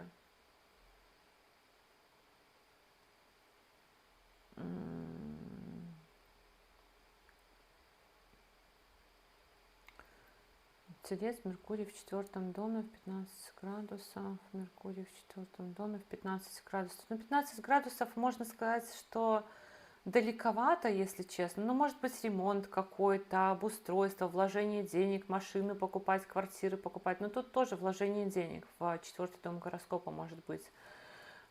Положение планет в натальной карте, влияющее на разводы и количество браков. Ну, интересно, я потом, если будет у меня силы, выпишу потом все эти вопросы.